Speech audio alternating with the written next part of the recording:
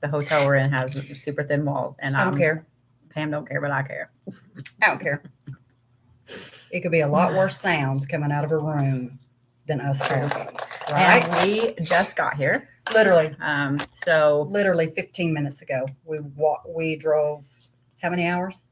9. 9 hours. We've been in the car 9 fucking hours. I'm pissy. And we're both still alive, so I'm cranky. But I'm talking best friends now because you cannot be in a car for 9 hours and not kill somebody. But it was fabulous. We saw some awesome things. We did. I'm going to try to scoop this back just a little bit. There we go. Y'all get to watch me eat because I'm fucking starving. So there. So what are we talking about today? We're talking about starseeds. We're talking about light language. And we're talking about how I didn't turn my phone down before we started this live because cookies. So let me turn my phone down so we don't hear the news things going every 5 seconds. Okay. So we're going to talk about starseeds. We're going to talk about light language. We're going to talk about aliens because we are in Roswell this evening. So if you guys have been following us at all, hello, Jillian Billion, and thank you, Awakening.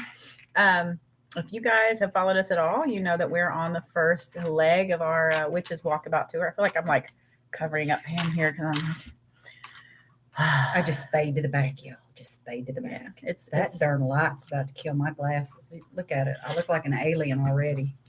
Well, I mean, that was the goal.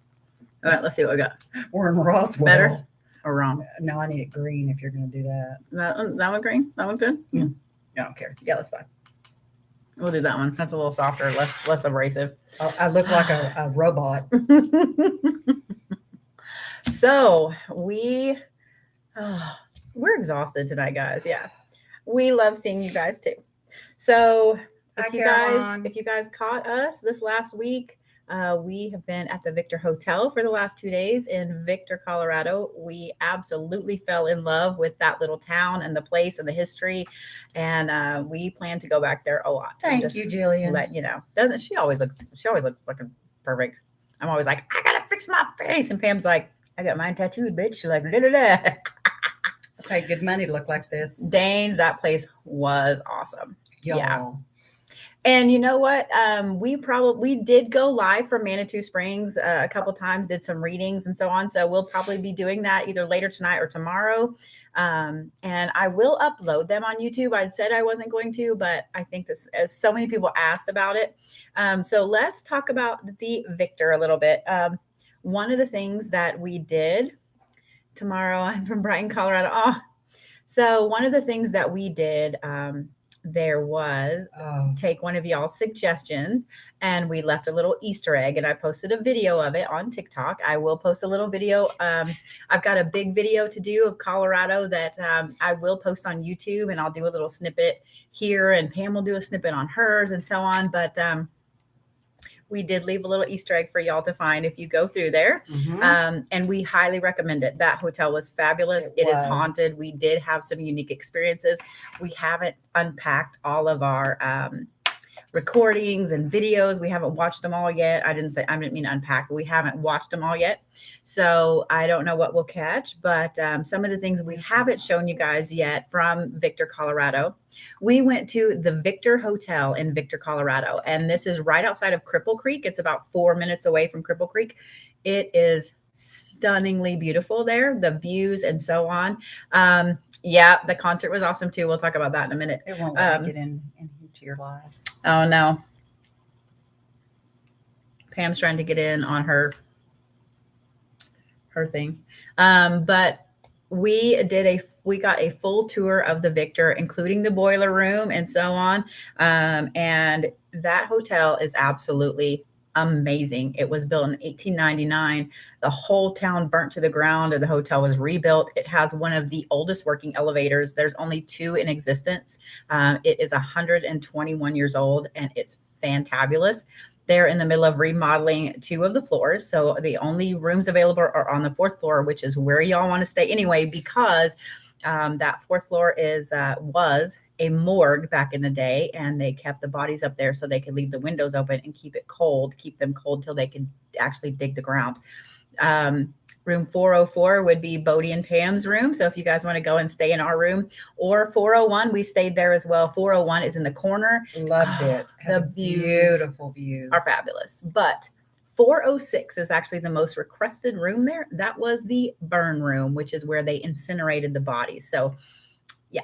And I will tell you guys that in 404, the first night we stayed there, we left a flashlight on where they could the spirits could just barely touch it, you know, and it would come on, go off, whatever.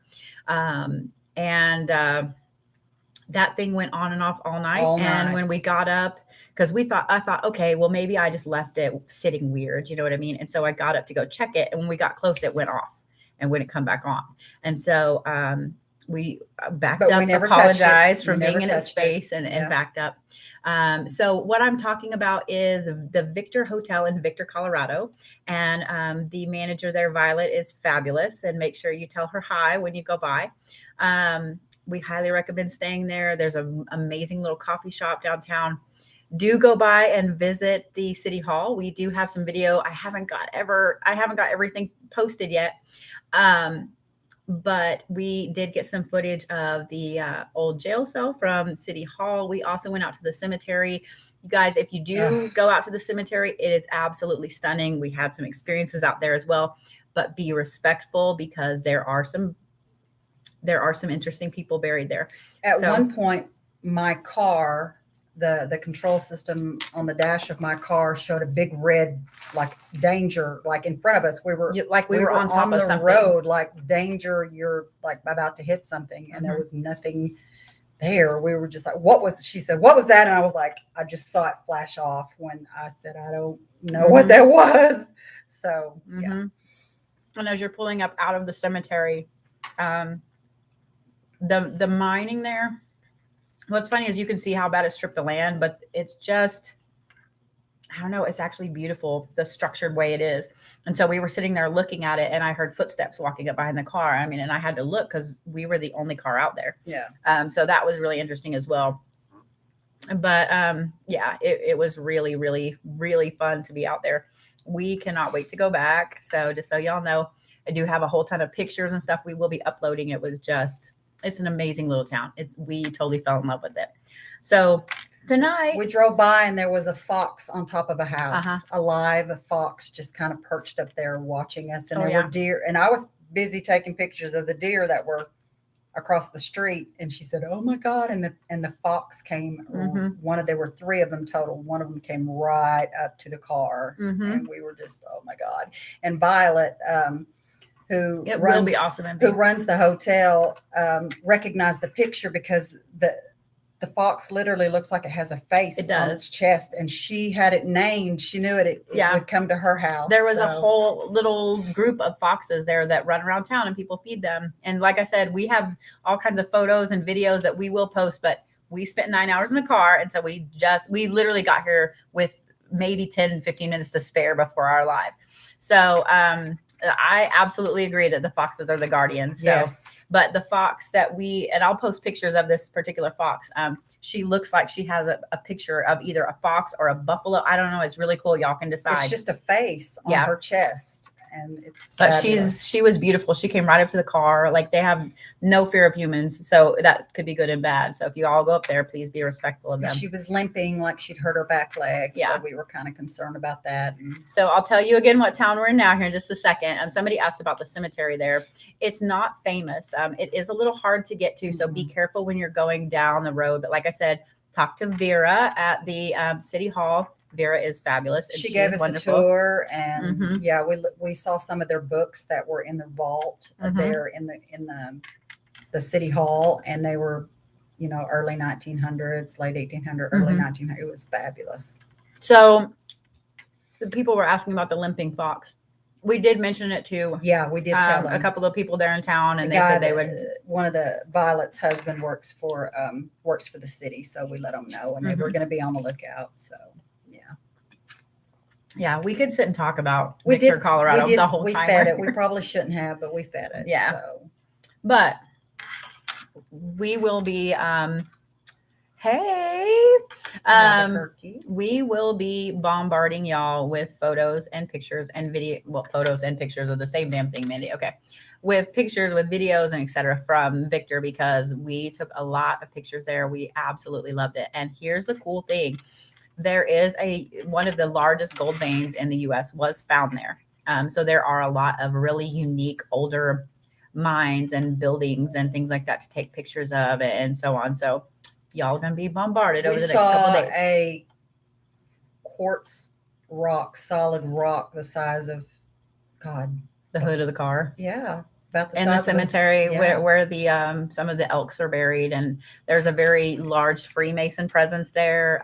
Yeah, Victor needs to be on y'all's bucket list. It's fabulous. It's fabulous. Yeah, so it is. And we left an Easter egg. The video's on TikTok, so you guys can find it. But okay, it should be on your bucket list. Yeah, yeah. It absolutely should. Make sure you tell them that we sent you. Yeah. So let's talk about where we are tonight. Did we see the lights dimming in the lobby? I don't know if I don't remember. I didn't notice it. Not that I actually haven't got to go back and watch the live. No, we haven't got to go back. We haven't had time yet. Wi-Fi wasn't the greatest, so, but yeah. So we running everywhere. So if you guys are interested, the live that we did from the Victor Hotel is on YouTube, on the Blue Bodhi on YouTube, and you guys can watch the whole live. We used dowsing rods, and we had a very interesting experience there. She gave us a full tour of the whole hotel, and it's absolutely amazing. And you can see Copenhagen, who is her dog, who he might now be my second favorite dog, or my third favorite dog, or whatever. So yeah. But so recordings have been all processed. I haven't got the emails yet because we've been on the road. So if you guys are waiting on a recording, I will see what's going on with that. We had a whole bunch come through and go out and got backed up at the same time. So yeah, they're saying when they asked a certain question, it would skip a bunch, and it was crazy. Yeah. Last night, as Mandy lay down to go to sleep, I was going to watch a little bit of it, and I couldn't get it to load with the Wi-Fi. Yeah. So I was like, I'll just watch it later. So yeah, I'm really interested to see what you guys were seeing, because I couldn't, I couldn't see anything. I was sitting over with the dowsing rods, and a couple of you were saying you could see, things behind and so we didn't see any ghosts. No. We heard a lot of interesting sounds when we were downstairs in the lobby, and Pam was using her dowsing rods. There was some very unique answers to that. So like I said, if you guys go up to the Victor, or if you go to YouTube, sorry, I'm tired. You guys, they're going to Roswell tomorrow. They live 30 minutes away. Well, we will be here. We're here. Yep, we will be here. So if you guys go to YouTube and watch the live that it was live, but you know what I mean, watch it on there.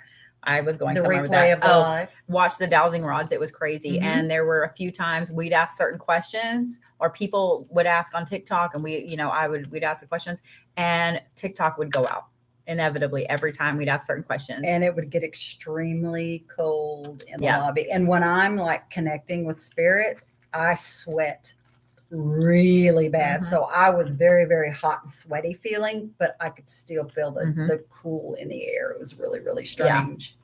And you guys, if you don't follow us on YouTube, please make sure you do, because earlier today, I don't know what's up with TikTok, but apparently one of my videos about teas was banned for illegal substances. So please make sure y'all follow us on YouTube as well, and Facebook, all that shit. Yeah, because if something goes down on TikTok, then we'll either go live under me. So make sure you're following me as well, and YouTube. I mean, that's really going to be the platforms. Hey, love. So as I'm shoving cookies in my face, let's talk about where we are tonight. We are in Roswell tonight and tomorrow. We saw the most incredible sunset I believe I have ever seen in my life. Yeah. And when you're from Oklahoma, when the sun sets, it just, you can see it for a ways. When you're in Colorado in the mountains, when the sun sets, it's gone.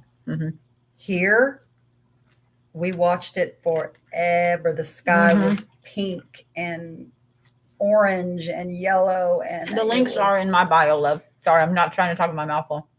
But yes. Everything's under the blue Bodhi. Yeah. Names That's awesome. Roswell. That's cool. That's cool. So tonight we're going to talk about starseeds. We're going to talk about light language, and we're going to talk about aliens because, I mean, we can't not talk about aliens in Roswell, right? So one of the things that we're excited about is Sunday morning when we leave. Well, we're going to explore Roswell a little bit. So when we leave Roswell, we're going to White Sands, and that's one of the things that we are planning to do in White Sands is to experience a sunset there because we have been told and seen about how fabulous it was. Pam, can you tell us about the thought? As soon as we get through with this, I'll explain that. Yeah, we'll talk about the teas here in a little bit. If you guys absolutely do not know about the Dreamwalker tea that Pam makes and the Blue Raven tea that I make, we will totally talk about them. You guys will have to forgive us. We have not had dinner, and so we're like, oh. Caffeine, that'll get me through. I'll be okay. So let's talk about starseeds. I'm not going to go in depth with a lot of traits of different starseeds. What I wanted to go over a little bit was overall traits of how, because some people are like, you know, I don't know if I'm a starseed. I don't know if I'm a starseed. So here are some of the main things that you guys can use to determine if you are a starseed or not. So one of the main things is that you have never felt like you belonged anywhere here. You always felt like the outsider, even when you were in a place where every single person loved you. This is where you live. You've been here for a while, but you still kind of feel like you don't belong there. One of the other things is that you are fascinated with space and planets, nebulas, etc. Just laying and looking at the stars, the moon, the planets. Yeah. And you can sit there and stare at the stars forever. You also probably have one particular nebula that you are fascinated with, and you can look at photos of it forever. And when you see photos that are not quite right, you know exactly, oh, okay, this is not quite right. Like this is a rendition or this is something else. You know. Yeah, moon, etc. All of that stuff. You're probably fascinated with sci-fi, with anything having to do with other worlds, things like that. And the closest you can get is like alien movies, things that are real fantastical with space and space travel. And Yep, the Little Dipper. That's actually one of my favorite constellations. I also love the Seven Sisters, which is up in Taurus, in the Taurus constellation. Orion is my favorite, has always been my favorite, though. Every single, you are fascinated with the metaphysical. All starseeds are fascinated, and not just fascinated, but you innately know things. Like people will ask you questions where you're like, I don't even know. Where did that came from? Well, you know, where did this come from? I just knew the answer to that, and I don't know where it came from, but you just knew. So here's somebody said, what about an aversion to space? So there is a certain type of starseed that their race, whatever you want to say, is was conquered by the Greys, and they had to fight for their freedom and so on. So a lot of times those particular starseeds have a hard time looking at space. Aliens, Greys especially, terrify them. So Envy is saying, could you think that you are one but not be one? I think it could go either way. There's some people who probably refuse to believe that could be true. So past life readings can help. That's one of the things that comes up, and that's what I was just going to mention, is that every single person has lives, past or future, that are in other galaxies, in other areas of the universe. I think it's pretty small-minded to think that this is it, and this is all there has been, and that we've incarnated and reincarnated just here.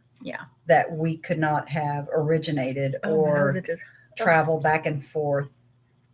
So I don't actually recommend regression meditation right off the bat. What I would recommend first would be a past life reading, because if you're not ready for a regression, if you're not ready to fully deal with seeing yourself die, feeling it, etc., and some of the issues and the traumas that go along with it, I would not personally recommend a past life regression right off the bat.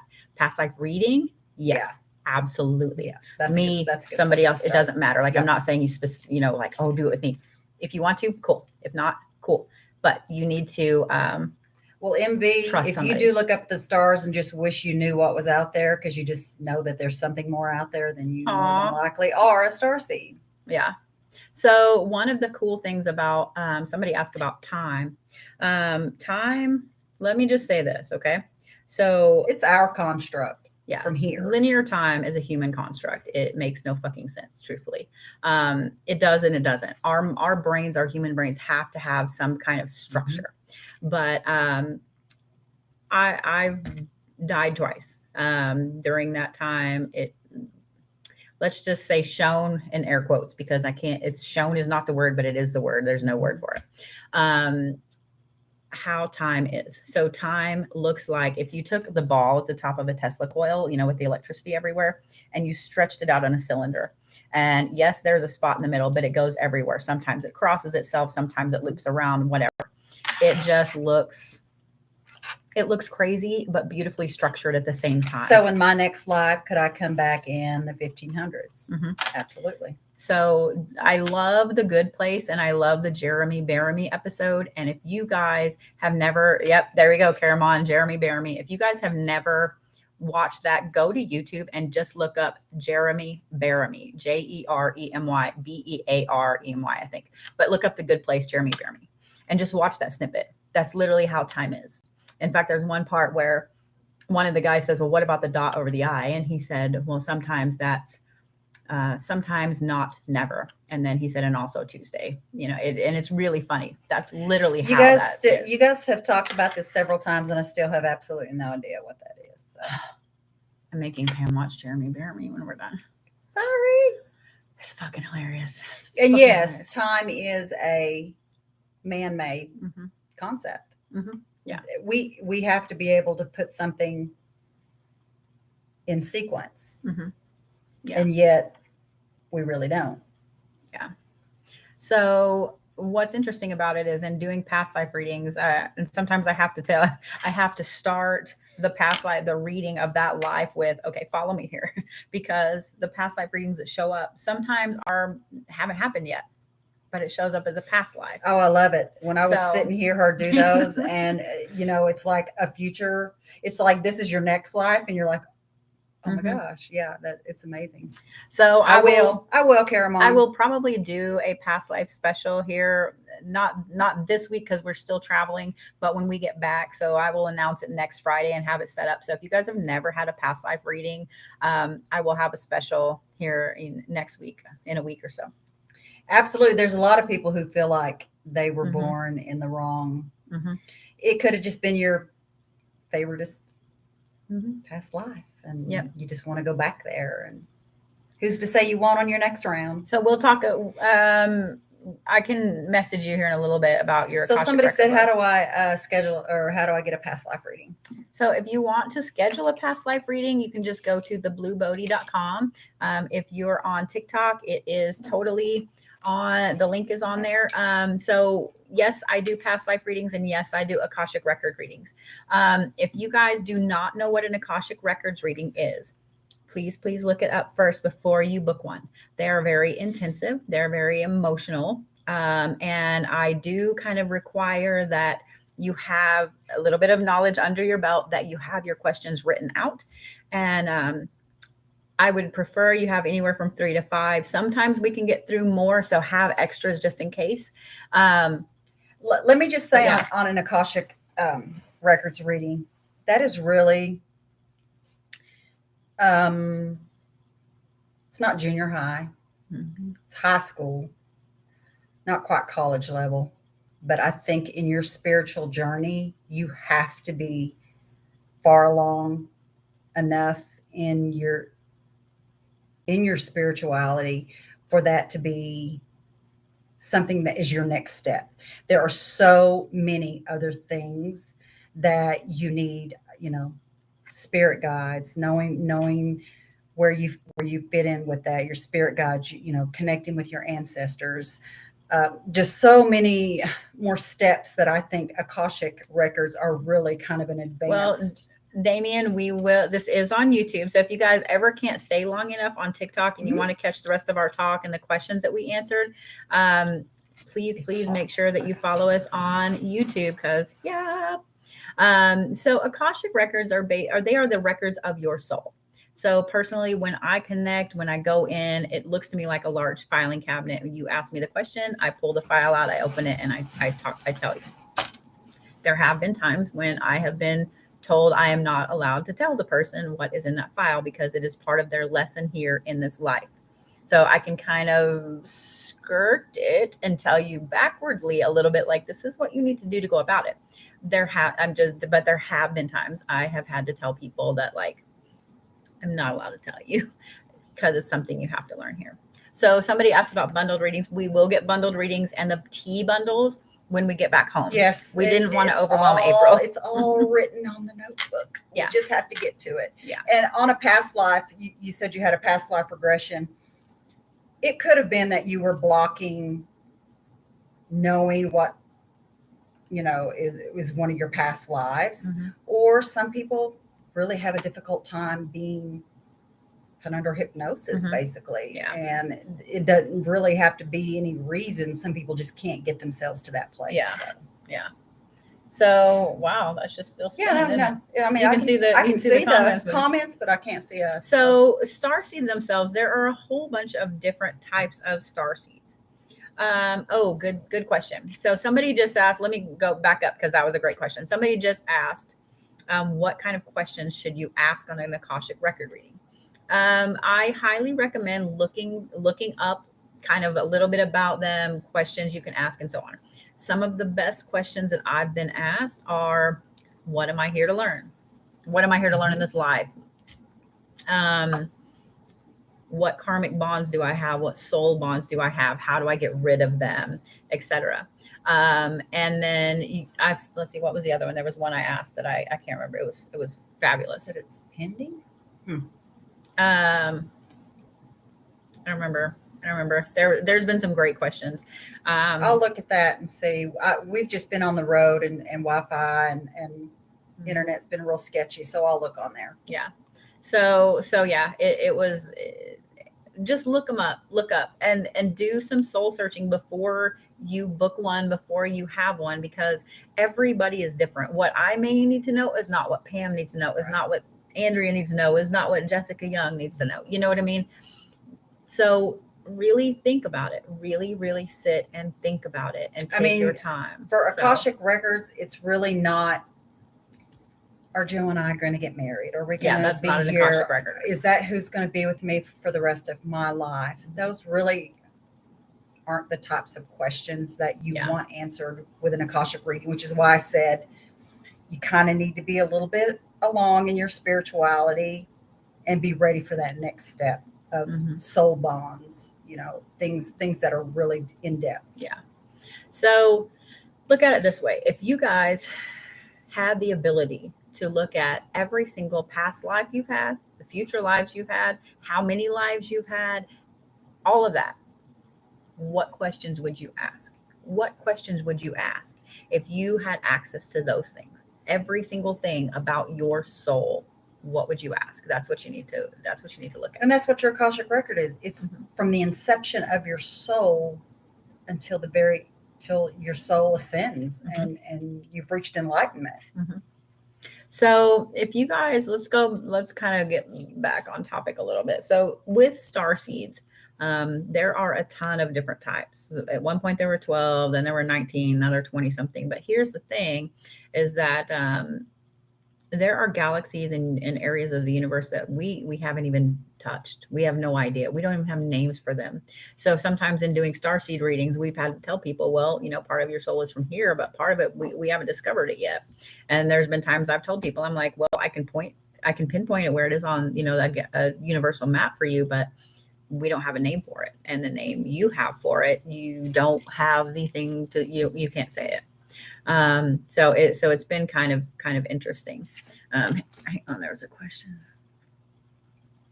Why do I keep repeating the same life? Yep, that is a good question. If you feel like you're repeating the same thing over and over and over, that's a good question. You might have a stubborn soul who is not willing to learn what it needs to learn so that it can move.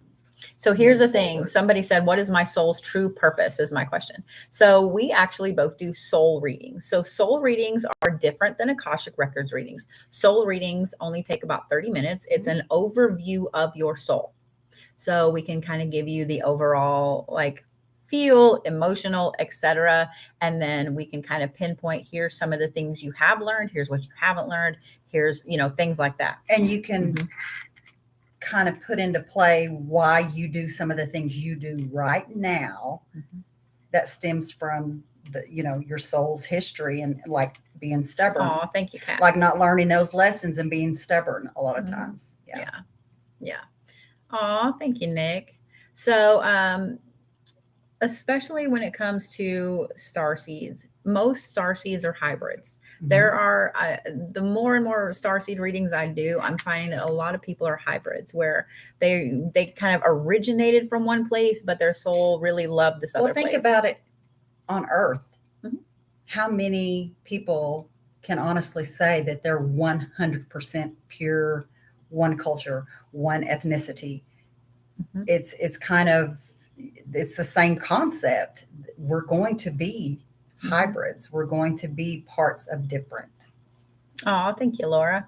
So one of the things, this is another reason where Pam and I work well together, is that I am. Thank you. Oh, I love the sunglasses. They crack me up. So I am an Orion. I'm Mintakan. Pam is Pleiadian. I mean, we both have little mixes in there too, but those are the majority. That's the majority of our soul. So if you guys ever look at any of my videos, I've done some light language, which we're going to talk about in a second. That's a good question. What does Starseeds? Okay, wait. Do Starseeds like transfer their soul? Do they transfer their soul? What do you mean, do they transfer their soul? Like soul swap? Because I heard that's supposed to be a big thing like now. Yeah.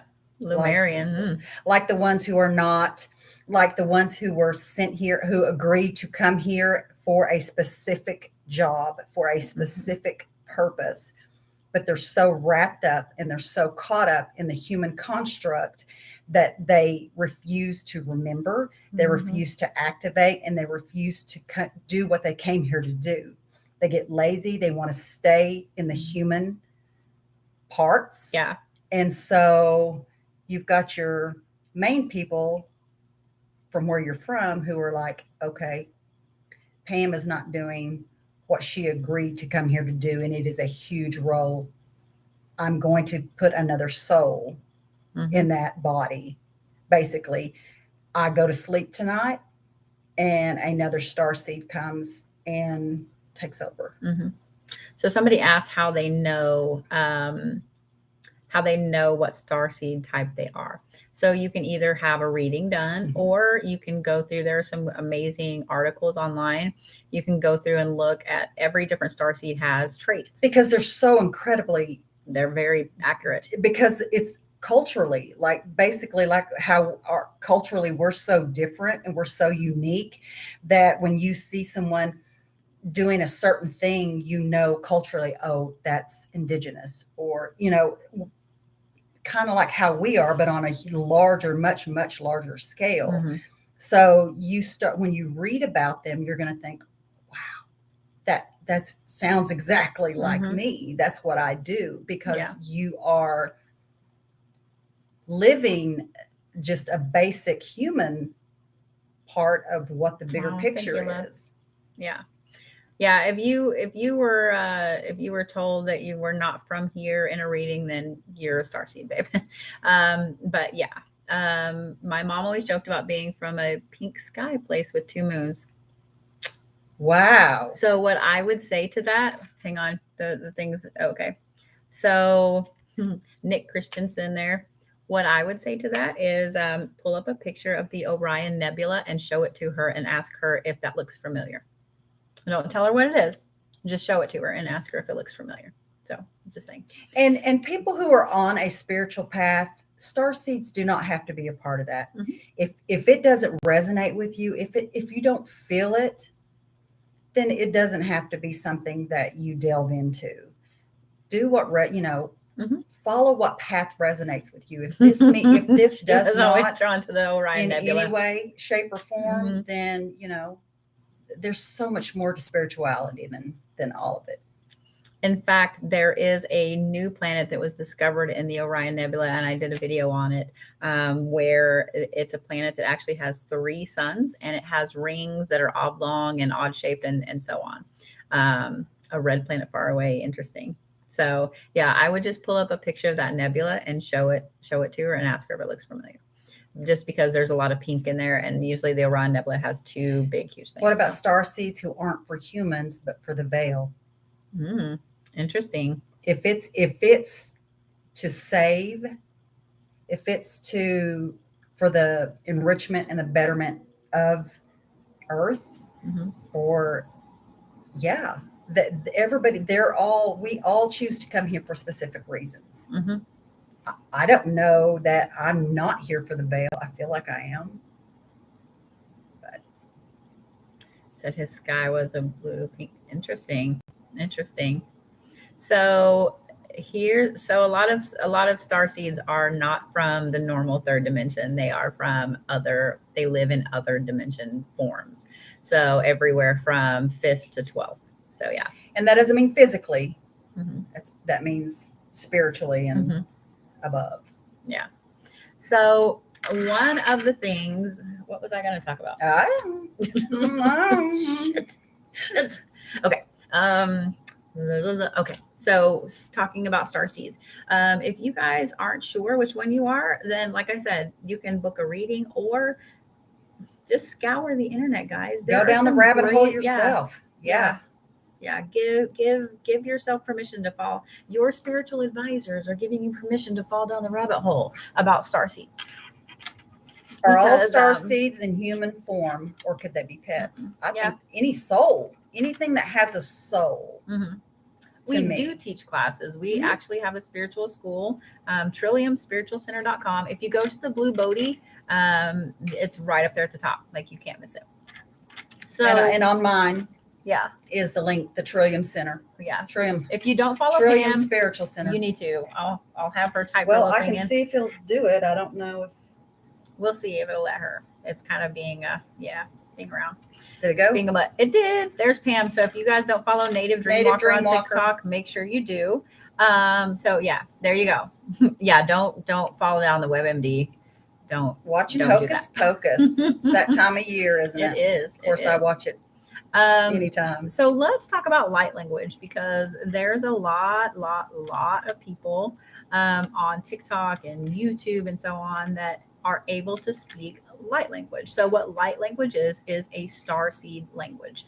If you guys look up different types of starseed language, then what's really interesting is that you'll find, just look up Pleiadian light language, look up Orion, look up the different ones, and people that have never ever met each other, probably have never seen each other on TikTok, YouTube, whatever, their light language sounds the same. It's like a dialect. And go through and read about which starseed you might be. Then go on TikTok or YouTube or whatever and research. Say you identify with Pleiadians. Look up Pleiadian light language and listen to it. If you are a Pleiadian, or that's the most, part of your soul, you will have a very intense reaction to hearing it. Like speaking in tongues. It is like speaking in tongues. Yes. It is. Yes. It is something that you can't look at someone and say, you're saying this, this, and this. Now, and you have this feeling of what it is, but you don't know. It's not like this certain sound represents this word. It doesn't work that way. It's just this knowing. Yeah. So that's one of the things. Oh, I'm sorry, I'm getting on. So Serena, are you counting? That was the first one. Sorry. So one of the things that's interesting is I've done a couple of videos with some light language and so on. And with one of them, I knew exactly what I was saying. I couldn't sit out and write the words like I could in English. I am saying blah, blah, blah. You have this knowing. Right. And so I had someone kept telling me like, well, how do you decipher it? How do you do this in it? And I couldn't answer. I was like, I don't know. Like those of us that can speak it, we kind of know what we're saying, but we can't sit down and write it out for you. Now I did have a couple of times where I've spoken it during some shamanic traveling. So we wrote it out, what we thought. Yeah. And it actually, Orion light language, people that are Orion starseeds, their light language actually sounds a lot like ancient Sumerian, what they think ancient Sumerian sounds like, as well as ancient Akkadian. So it's kind of interesting. You can actually go through and almost decipher some of the words through some of those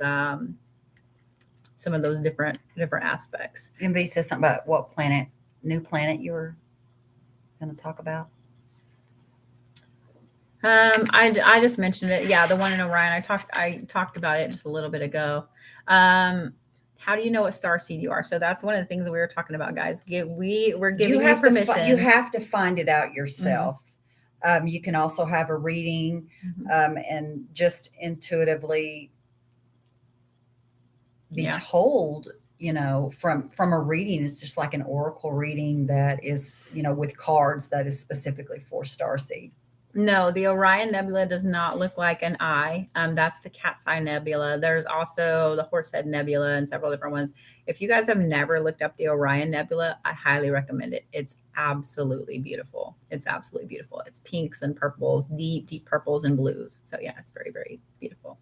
So starseed reading, the cost, I couldn't even begin to tell you right now numbers. I'm sorry. 25 or 30, I don't know. They're on the Bodhi. So yeah, I don't know.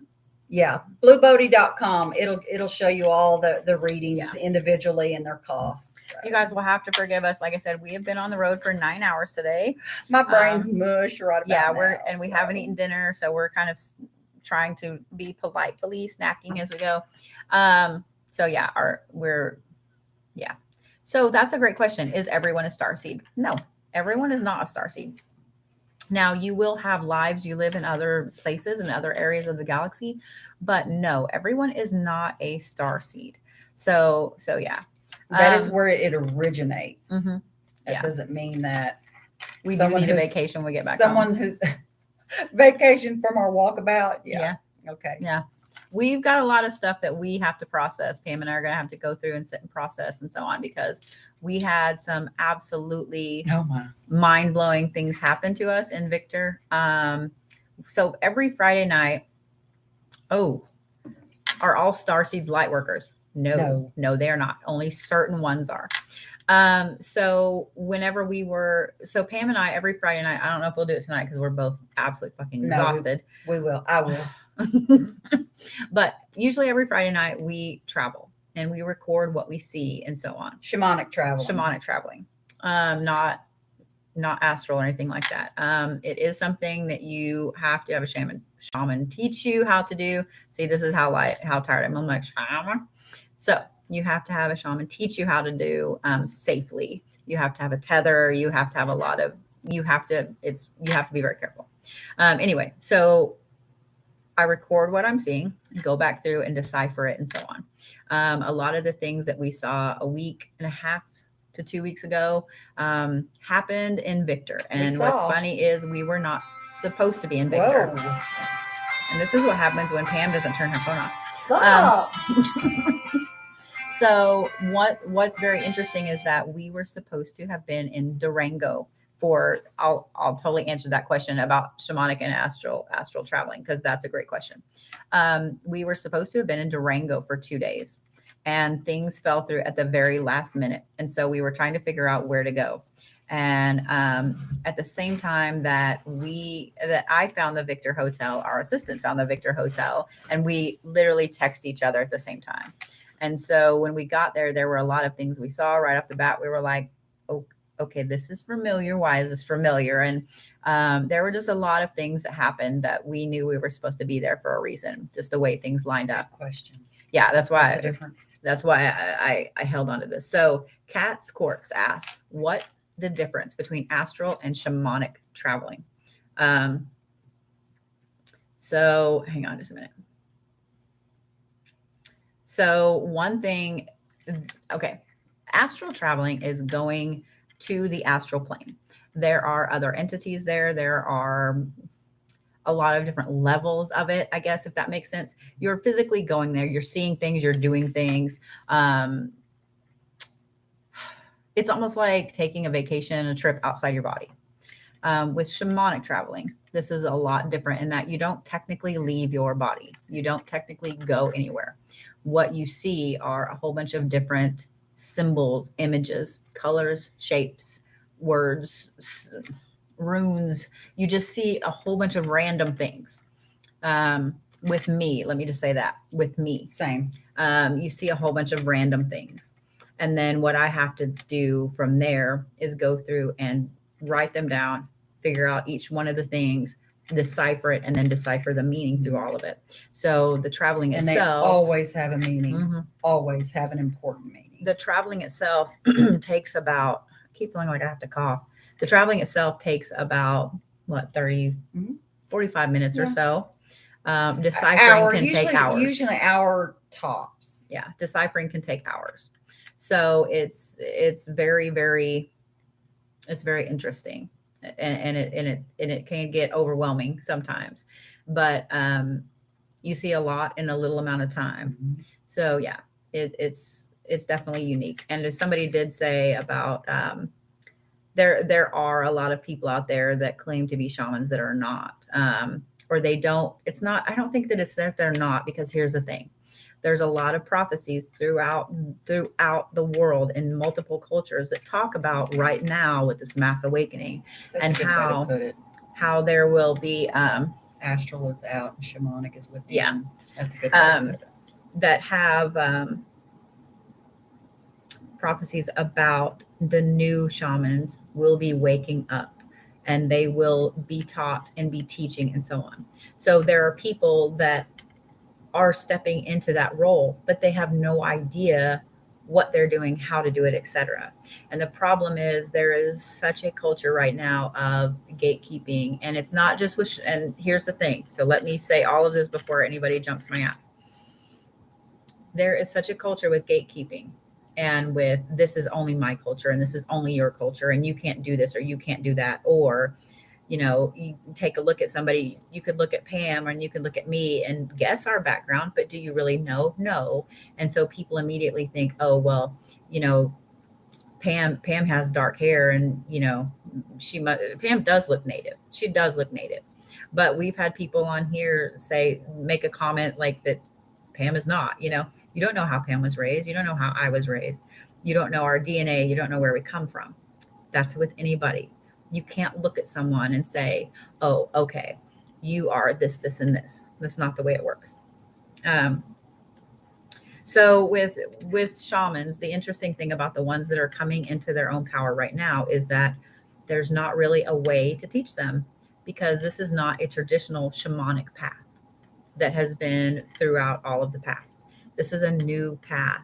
It's a new world. The veil is down. It's being rebuilt. This is a new path. So we're having to figure it out as we go. There are a few people that are teaching it, that are trying to guide those people that have no idea how to start their shamanic path. So the problem is, though, there are some people that are faking it for the aesthetic and the money right now. And it's very, very, very easy. And it makes it extremely difficult for those of us who are truly walking this path and needing people to understand it, to go with us. So that's a good point. Somebody said, many go study in Peru and Guatemala. We need something else for sure. So Pam and I are putting together a shamanic class right now. That's partially what we're doing while we're out and about. We have a lot of different videos and things like that we will be doing and putting up as a class that you guys can take. This was a totally new form of shamanism. It's more of an American type, a blended type, an omni type. It's all, because we don't just follow one path. I follow several. Pam follows several. That's kind of the way the world works right now. And we cannot be this super rigid, you have to be only this, you have to be only that anymore. It's not the way the world works. Yes. Are you able to see future events when you travel? Yes. But here's what's interesting. Sometimes it's not clear what they are until we decipher them. And then we're like, what the fuck is this? And then we see it. And then and that's what happened the last couple days. We see it with our human eyes when we've traveled shamanically, and we both see the same thing. Mm-hmm. And I'm telling you, if we didn't record these, even sometimes I wouldn't believe that we both were seeing the exact same thing. And then not understanding completely what we're seeing until we see it with our human eyes. And then I'm not going to lie. Sometimes it is terrifying, that moment you realized, I saw that weeks ago. I saw that months ago. Yeah. What is happening? It's amazing. Go, there's not number 2, Serena. How do you travel shamanically? So Pam and I have a specific tea that we make that uses a lot of different herbs. We don't use psychedelics really or anything like that because we found that this tea does a better job. This tea. So we are working on getting a podcast, but if you guys miss anything on here, you can watch us on YouTube. We do a live on YouTube and TikTok every Friday. So if you're popping in on TikTok and you've missed a little bit about what we're talking about and you're thinking, oh my gosh, that sounds interesting, I missed it, you can go back on YouTube and watch it. So with Shamanic Traveling, the way we do it, we have a specific tea that we make. We also have a specific ritual that we do to travel because it is different than astral traveling. So that's what's unique. How do you know if I need the shamanic? How do you know if you need the shamanic path? It's something you're called to. It's something you're called to. Oh, thank you, Nick. So let's get back to talking about, we talked about light language a little bit, and our next topic was aliens. Let's answer this real quick. I have a quick question about that. When standing up to the thing in my dream that I feel chased by, I need to kind of let it happen and learn to wait, what? Should she do that? Should you just let it happen and talk to it, tell it, leave me alone? That's what I do as far as lucid dreaming. If I'm lucid dreaming, which I 99.9% of the time I'm lucid dreaming, I can change the whole trajectory of my dream to make it go the way I want it to go. And if that means stopping and just confronting whatever it is, and the fact that you are doing prayers and putting yourself in the light, in the shell of protection, then nothing can happen to you. You just stand up to it and you change the whole outcome of the dream. So I see people are talking about, how do you know if you're a shaman, or, numerically, astrologically, I'm supposed to be, but I don't feel like it. It's something you kind of feel in your soul, in the pit of your stomach. And if you don't feel called to it, you don't have to. I can honestly tell you, I've known since I was a child. I've known my whole life that I'm different and that I'm supposed to teach people and lead people. And I don't know. I just knew. You just know. I can't say that there's a reading for that, or you know what I'm saying? You just have to feel it within the depths of your soul that this is what you're supposed to do. And oh no, there's 3. Sorry. Oh. And if you guys have been told you're a shaman or you need to walk that path and you just don't, you've looked at it and you just don't feel connected to it, it may be that you're a healer on a different level. It may be that you're a light worker. It may be something like that. So don't get discouraged if people tell you, oh my God, you're a shaman, you need to do this and this. And you look at it and you're like, no, literally don't connect with any of that. Look at light workers. Look at what healers do. I mean, things like that. So yeah. Trust your gut, guys. Fuck the box. You don't have to put yourself in a box with a title. You don't have to put yourself in a box with somebody else's path. Everybody's path is different. If you just follow spiritually where you're led, you're going, and you go down that path, you're going to be where you're supposed to be. Whether it's shamanism, whether it's light worker, you will, as long as you are going in the direction you're supposed to go and it feels right and it's resonating with you, then you are where you're supposed to be. So somebody asked about the price for learning shamanism, and they said $650 per direction. So that kind of depends, because is that for like a year of classes? Is it what is it you're paying the $650 for? Because shamans that are teaching now, you get what you pay for. Let's just say that you get what you pay for. Are you getting private instruction? Are you getting classes? Are you getting videos? Are you getting how-tos? And if you're getting videos, are you getting one a week? Are you getting 2 a week? Are you getting one a month? You know what I mean? Are you doing it in person? They can charge thousands upon thousands of dollars for in-person. Yeah. Most shamanic classes that are online charge anywhere from $1,000 to $3,000. It depends what form, how in depth, etc. With ours is about $1,500 for the year. Yeah. So there are some, we haven't got in-person ones yet because we're on the go. We're on the go because a lot of the stuff that we're doing when we're on this walkabout is filming, doing rites at each place, and so on. We're gathering. Yeah, we're gathering the information, the videos, etc., for this shamanic class. I want to feel when I'm teaching you, I want what I'm telling you that I have felt, and I've had my feet firmly planted on spiritual places, on places that I'm drawn to. And I want to be able to tell you 100%, this is what it is, and this is how it feels, and this is the steps that you take. And I want to be able to instruct you from my experience, not from what I've read, from what I've learned, although that's how I'm doing it as well. But I want to have my feet planted firmly on the earth and how I'm teaching you. Yeah. So MB said, when hearing light language, do you get a feeling like you get when you go down a hill, that feeling in your stomach? Yeah, you can. Yeah. Yes. With some people, you feel it in your gut. Like sometimes it's like that butterflies of going up and down a hill. Sometimes it's almost a punch. Sometimes it feels like somebody's pulling your belly button back. Sometimes you instantly Ferris cry. wheel. Just that. Oh, thank you, June. Almost taking your breath.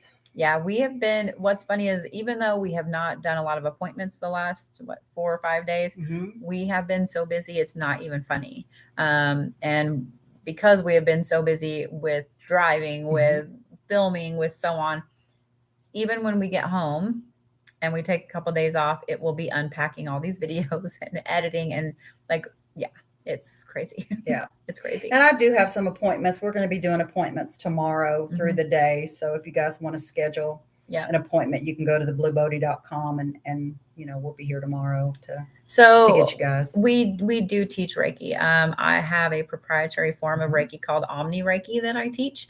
I've just started teaching it to the public. We've only taught about, I want to say 10 people so far. I will be doing another class in November. And then we will be getting it where you guys can do it as a video class and then just schedule your attunements.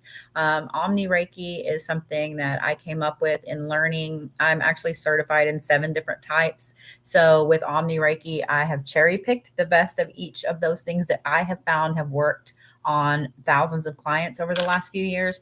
It also teaches how to cleanse, clear, balance, and spin the chakras, including the 8th and sometimes the 9th, but always the 8th chakra. And it also includes clearing and cleansing someone's aura. So it's literally all the things, which is why, it's Omni Reiki. So I will have that. We will have another class in November. Right now we're having issues getting the book to upload, and it's pissing me off. Let's just say that. It's pissing me off. So let's talk about aliens since we're here in Roswell. I like Pam's face. What? We went from Reiki to aliens. Talk about them grays. That's how we go. Guardians of the Gods went fabulous. It was very beautiful. We had problems with our connection there. But that's okay. Because mountains. Mm-hmm. Damn go mountains. Figure. Because aliens, right? Yeah, right. Aliens. I love everybody's put the little alien face on TikTok. Oh, yes. Oh, yeah. Oh, y'all. Yeah. There's a total different feel. Colorado into New Mexico and towards Roswell, and you're just like, oh my God, here we go. So aliens, I want to hear y'all's takes on aliens. So one of the things that you can't talk about Starseeds and then go, aliens aren't real. Oh, yeah. You kind of can't. I mean, you can, but we're going to laugh at you. So one of the things that we will be doing while we're here, we will be, nerding around Roswell and so on. And we'll be doing some of the touristy things, but we're also going to be doing some other things. We will be going to White Sands on Sunday. And for those of you guys that don't know, there is White Sands Missile Base right next to White Sands, the dunes, the park. You can actually do the 5-mile trek around the back of the park and come up against the fence to the missile base. It's rumored that people have seen Thunderbirds there.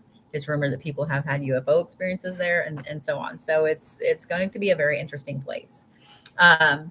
Exactly. It doesn't make any sense that starseeds are real, but aliens are not. And really, even looking at things from a scientific standpoint, according to statistical, probability, there is no way that we are the only life in the universe.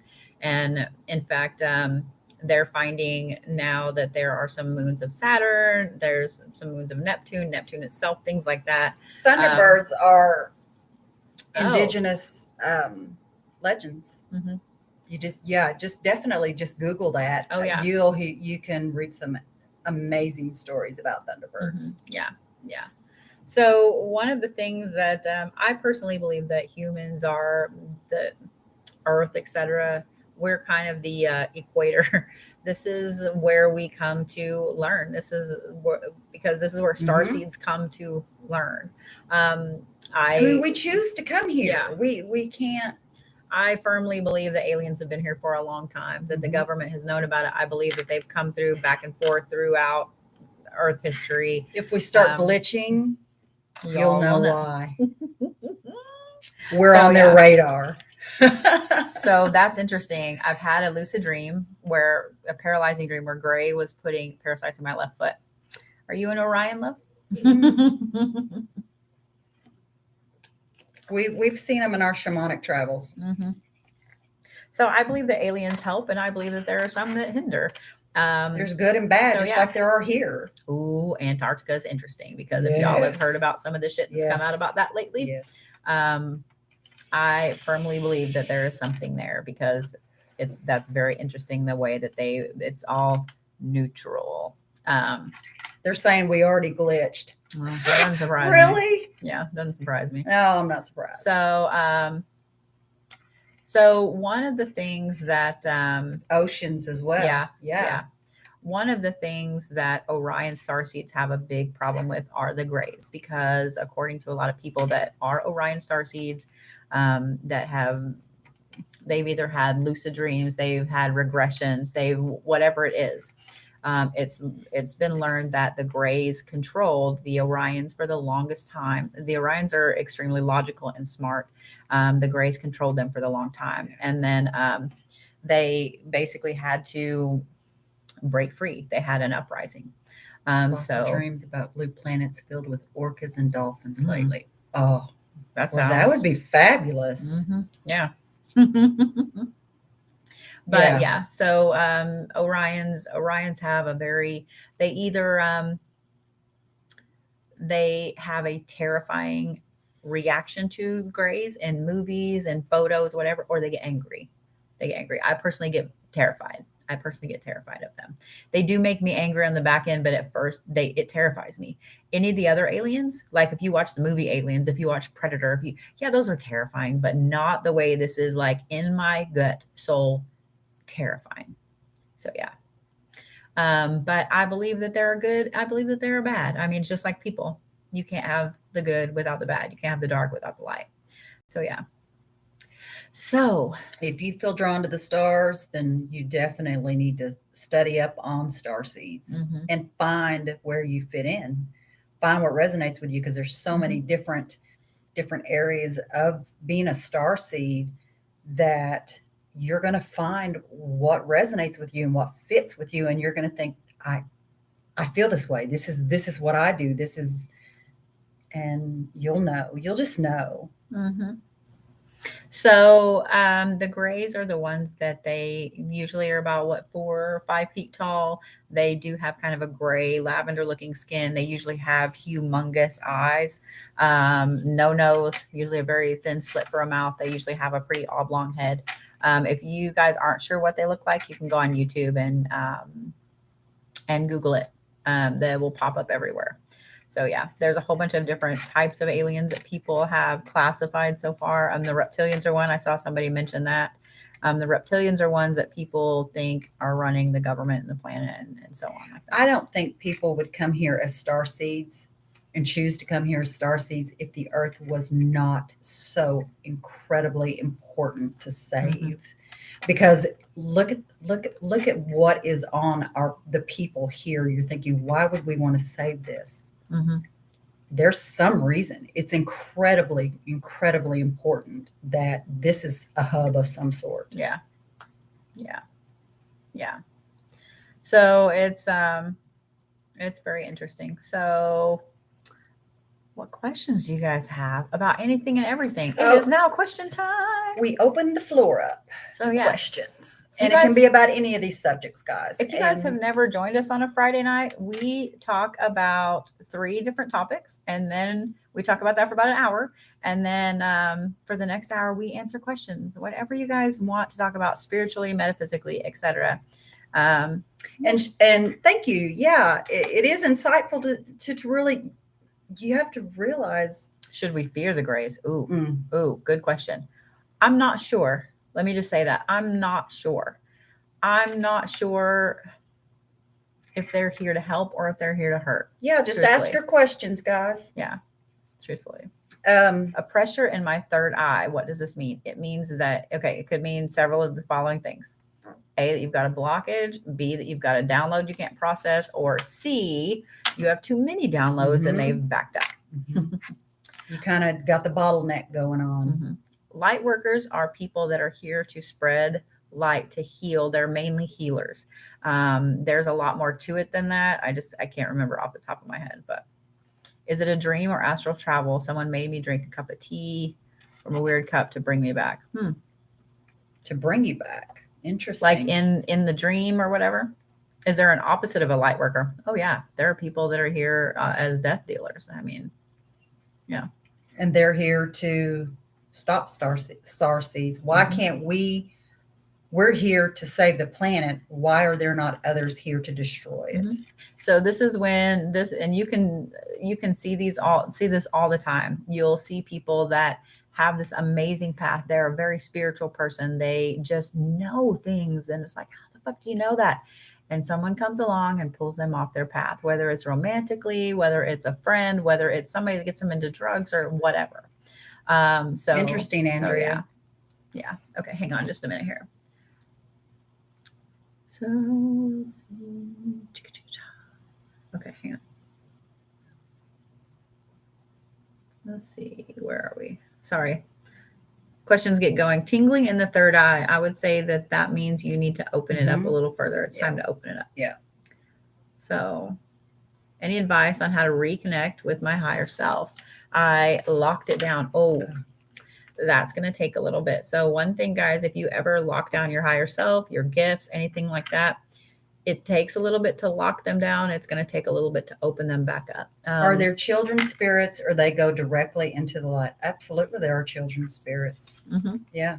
Yeah. We connected with a couple of them the other night at the Victor Hotel. And I did ask the little boy, Eddie, if he was stuck here in this plane. And he said no. And I asked him if he knew that he didn't have to stay here. And he said, yes, he knew that he didn't have to stay here. So, yeah. So connecting back to your higher self, I would highly recommend doing one of the meditations, not a guided meditation, but one that is to connect to your higher self that you can sleep to. Those things are fabulous. And it's going to take you a bit. I'm not going to lie. The longer you've had those things locked down, the longer it's going to take you. Yeah. So I'm really into the eclectic path. I'm not familiar enough with it, really, to know if it's similar to shamanism or not. Yeah, I don't even. Whoa, what did I do? Shit. All right, hold on, please. Okay, let's see here. Let me go back down here. Any tips for visualization for someone with a blind mind's eye? I only see black. Ooh, you may need some help there, love. So like a shamanic tea or a lucid dreaming tea or something like that. You may get all your information in a dream state. How do we sign up for Reiki class in November? I will have It'll be up on the site. It will probably be next week, so we'll talk about it. But if you guys are interested in any of these classes or the specials when they come up, make sure you go to the Blue Bodhi and join our mailing list, thebluebodhi.com. Make sure you put in the Blue Bodhi. The link is in my bio there. You can book with Pam. You can book an appointment with me.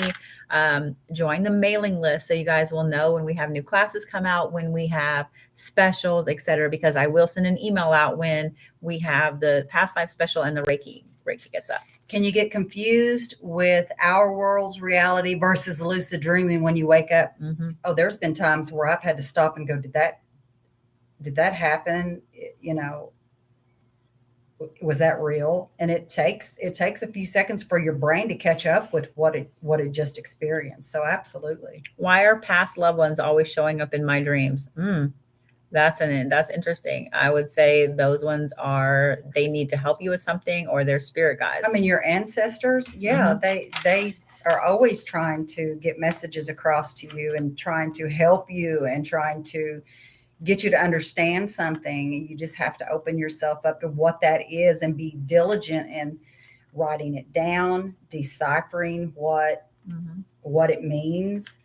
And if you can't, I can help you with that.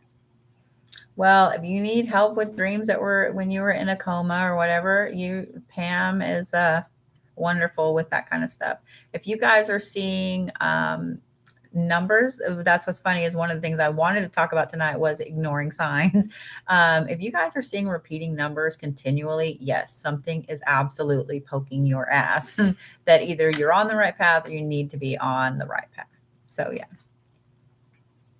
Not a question, but the end scene in Interstellar where he's in the time record where they communicate was so beautiful. My mind always thinks of that.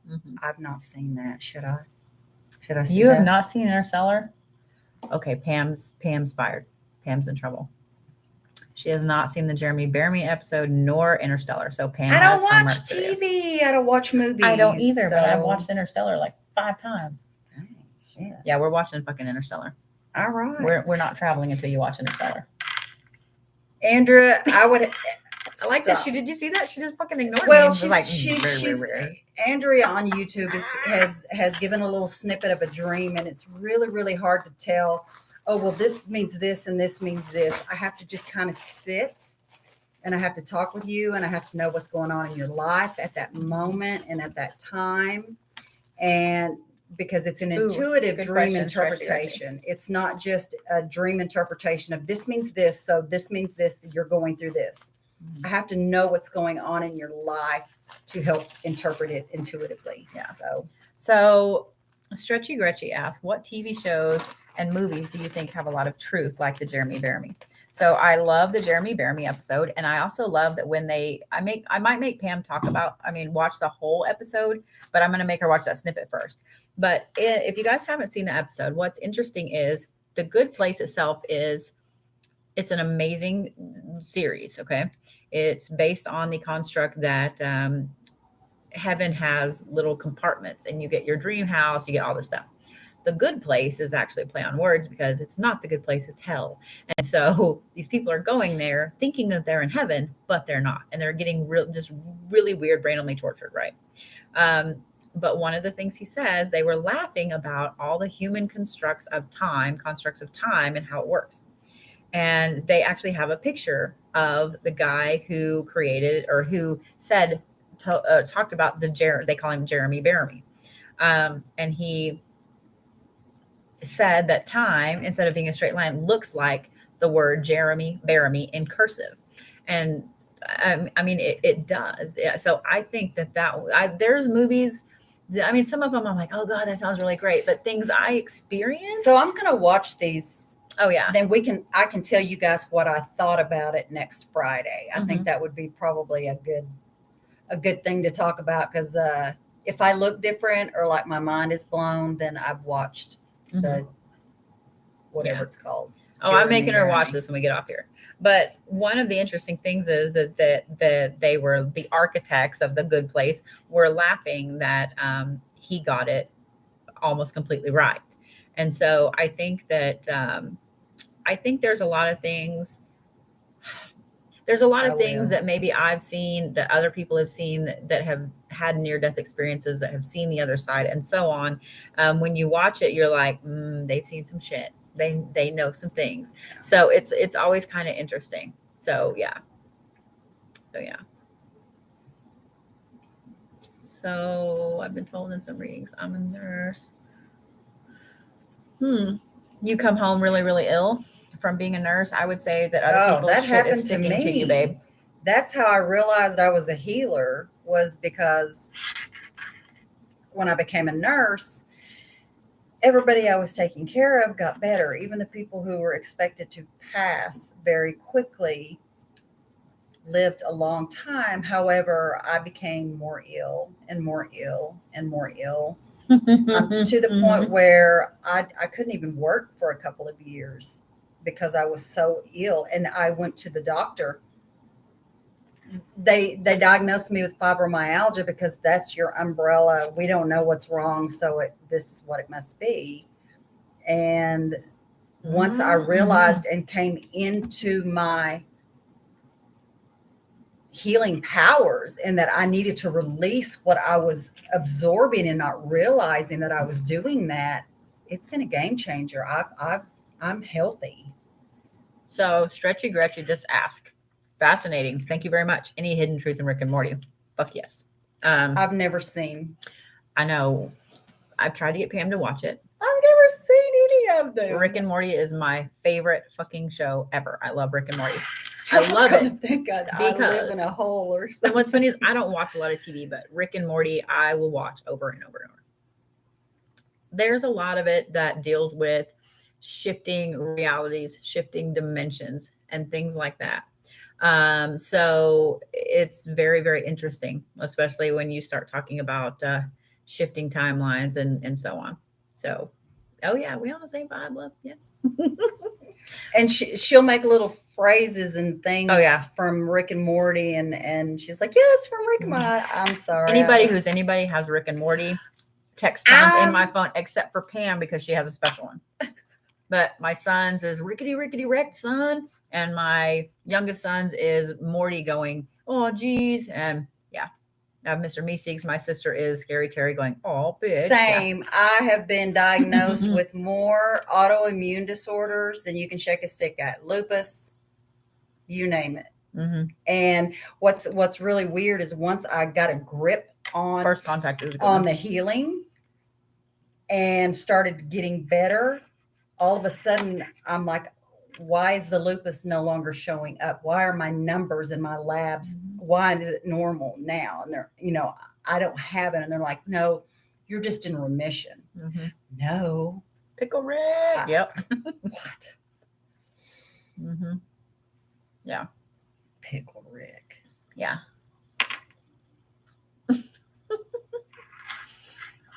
Oh, well, we're so glad to have you. Yes, we are so glad that you're here. Absolutely. Yeah. We love doing this, even when we're on the road and been on the road for 9 hours. This is one thing we don't miss, even when we're on the road. Like, we were freaking out that we were going to have to do it as we were checking in. Like, we were. Yeah, really my husband was like, you guys are, but you're barely making it. No, I know that. I realize that. I'm sorry. What other questions you guys have? What stone do you think is best for check? Oh, okay. There's a lot. Anything black is protective, guys. So pick what you're drawn to. Go into a shop that has tons of black stones, pick what you're drawn to, and then look it up, because the chances are you're going to be like, oh, yeah. Selenite is another amazing one. Mhm. I always have a piece of it by my bed. I actually have a piece of it under the middle of my bed. And then I have 4 black tourmalines, 1 on each corner. I also have a piece of cedar on each corner under my bed at home. This places a protective barrier, and that selenite clears all the bullshit back off. Let's see here. Good crystals to start with. Ooh, okay. Oh, your basics like smoky quartz, black tourmaline, amethyst, selenite, labradorite, rose quartz. I mean, listen, you really don't want to just bust out with iolite or moldavite or something like that, because it is a bit much. And definitely, if you have the opportunity to go into an actual shop and hold them in your hands, because sometimes I have held them and been like, oh, nope, that's not for me. Instant, wonky headed. And I knew it was something that I could probably tolerate if I let myself build a tolerance to it. And if it's something you truly feel like you need to have, then go ahead and get it, but just take it in small doses until you get used to it. Can I feel drawn to them by shopping for them online, or should I go to a store? If you feel drawn to them online, there's a reason you're drawn to it. I mean, so yeah, absolutely. I would say you totally can.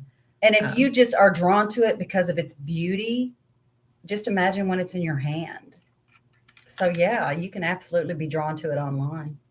I don't know a lot about Dragonstone. I love it. Are you talking about Septarian, or are you talking about like Bloodstone? Because some people call Dragonstone Bloodstone. Septarian is absolutely fabulous. They call it Dragonstone. I have a huge sphere of it. I love it, but I couldn't tell you what it's for. What exactly does ascending do or mean? Google is worthless. It only says to level up. So ascending from 3D to 5D is your soul, your brain, your spirit, etc. Your spirit has already ascended from the normal 3D human world to a 5D experience. So your body is trying to catch up. This is something that we talked about a few weeks ago, and we always end up coming back to it here lately, is because there's a lot of physical, emotional things that are going along with it, because your body has to catch up. So your meat suit has trouble with this. Extreme thirst is one right now. If you have already ascended, you not only feel like you leveled up a bit, but you feel like everybody is here. Oh, let me get over here for YouTube. Everybody is here and you're now up here. And not only are you up here, but you're like way the fuck over there. You know what I mean? Like normal people are here and you're way over here and up here. And when we talk about your vibration, that's basically your energy. What a vibration your body puts off is your body's energy. And when you are ascending, when your vibration is at a higher level and people are down here, yeah, you can tell a huge difference in how you interact with people. Some of the same people that you've been around your entire life, you can no longer tolerate because you are past that. Your vibration is so high, and it will continue to if you keep along in your spirituality and your learning and your feeling and you will continue to raise. And I saw people mentioning some of the different things. So when you're leveling up, some of the the physical things you go to, thirst is crazy. Thirst is crazy. You will go through so much damn water. It's not even funny. Your taste buds will change. Suddenly you can't handle certain foods. You don't want certain foods, things that you've loved your whole life. Suddenly you're like, I literally never want to smell that again. You'll also find that you start concentrating more on your body, on your health, and so on. Those are just a few of the things. So people keep asking about malachite. It's not a stone I work with a lot. When I do work with malachite, it's mainly for luck and for bringing in money and prosperity and healing. Yeah. So I don't really know about protection wise. So yeah, luck and healing. That's the two main things that I use or recommend it for. Yeah. A copper taste. Yeah, I mean, your body can go through any type of almost like it's trying to catch up to where you're going, and your physical body, like headaches. My God, I have horrible headaches that are beyond sinuses or just a headache. That's fabulous. Okay, we will talk about Labradorite in just a second because it's one of my favorites. Somebody on YouTube, the Belarus family. Belarus, that's beautiful. My son told me we were from 5 planets. He's 9, but when he was 4, he told me all about his planet. I got on video. That's fucking fabulous. That's fabulous. Love that. Most children remember at least their last past life, if not several. They remember where they were from and so on. So that's the wonderful thing now, is that parents are realizing this and they're feeding it, and not feeding it like, oh, well, here's what you need to say. They're encouraging them to remember these things and record them and write them down, instead of saying, oh my God, you're weird. Don't say that. Or, oh, that was a dream, or whatever. Don't tell anybody that. Don't tell anybody. Yeah. So, So let's talk about Labradorite. For those of you guys that are just starting your spiritual journey, Labradorite is a fabulous stone to have on you. I have a bracelet of it I wear. It's one of my favorite stones. I've always been drawn to it. I'm trying to show the flash. It's not showing on YouTube as well. It's showing on TikTok a little bit. I totally found this at a garage sale for like $3, and I snagged it right the fuck up. But Labradorite is one that is used to help you move forward spiritually. So it's like a much nicer version of Moldavite. Moonstone is not Labradorite, no. So Labradorite will like kind of take your hand and walk you through the beautiful rose fields and, show you how to do things spiritually. It's also spiritually protective. There's a few other qualities of it and so on, but it's one that I recommend for anybody starting their spiritual path, because it will truly help you find the right path gently. It's not Moldavite. It will not take you and punt your ass off the sun and around, the Milky Way and back. So yeah, do not start with Moldavite, guys. And we are not discouraging Moldavite. We are just saying that Moldavite is, again, kind of like getting Akashic Records reading. You need to be a little bit further along in your spiritual path and your Moldavite spiritual does journey. Say yeet. It says all the fucking yeet. It does. But because in the backside of getting Moldavite, it is a good thing, because it's going to put Jessica Young, I love you. It's going to put you in your on your path the way you're supposed to go on your path. But if you get it when you're starting your spiritual journey, it will wreak havoc on your life, because it gets everything. It's like the huge bulldozer. It just plows through everything that does not need to be in your life. Ginger said, I can goddamn not. I can goddamn not. I'm sitting here trying to be all spiritual and y'all are just snorting. I cannot. That's how I know you've watched this. Yep, that's what happens. Yeah, she said the same day I got Moldavite, my parents decided to move across the U.S. That's what happens. And people are like, I lost my job that I had for 25 years, and now my car got repossessed, and my husband left me. Well, when you get to that backside of that, it's going to be where you're supposed to be. You just have to be ready for all of that shit to get plowed out of your way, whether you wanted to or not. So by all means, if you feel like you are there on your spiritual journey, have at it.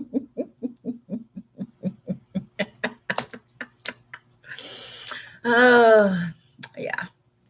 And you are going to hear people all day long say Moldavite was the best thing that ever happened to me. And that could be that you are so far along in your spiritual path that all of the things have slowly, because all of this stuff is going to happen naturally on its own. Things are going to be moved out of your way, but not like boom, all at once, like Moldavite will cause. Yeah. And it's not that we're trying to scare people about it. It's that that's one thing Pam and we're honest. We're upfront and honest about it. Because you should be warned. And by all means, I don't think it's the prettiest stone in the whole world. It's not really. It's not. But I'm telling you, I walked away from a 25-year nursing career to do this. Mm-hmm. And has it been easy? Hell no. Has it been worth it? Yeah. Mm-hmm. Am I struggling with it all the time? Mm-hmm. But I know that this is where I'm supposed to be. Mm-hmm.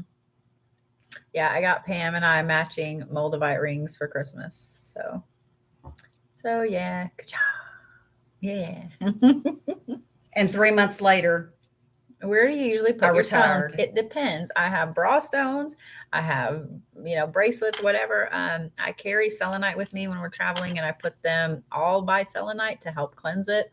Now my mala, I don't, because I like it to keep all the energy that it's got. And I will do my mine pie stone maybe never once a leaves month. me. It's on even in the shower. I don't take it off. So yeah.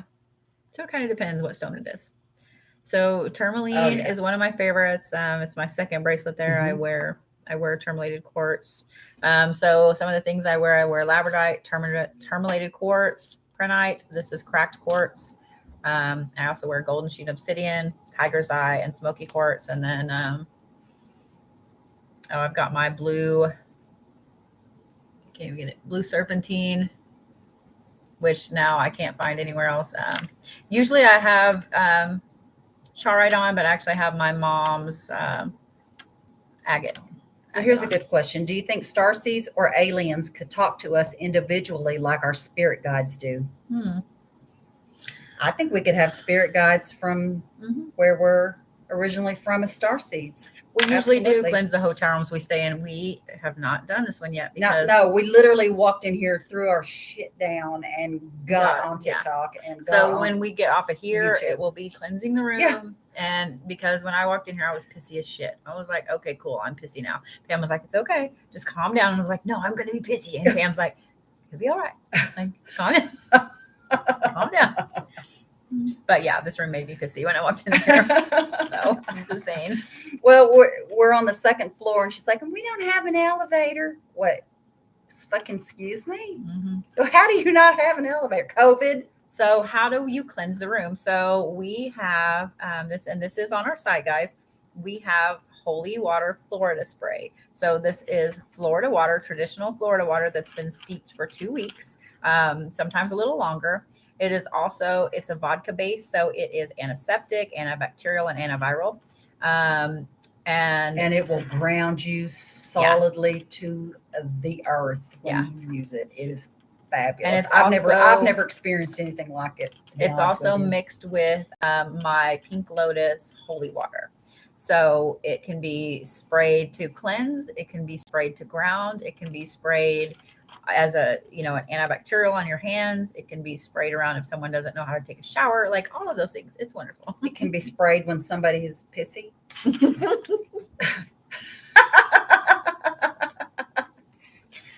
Yeah.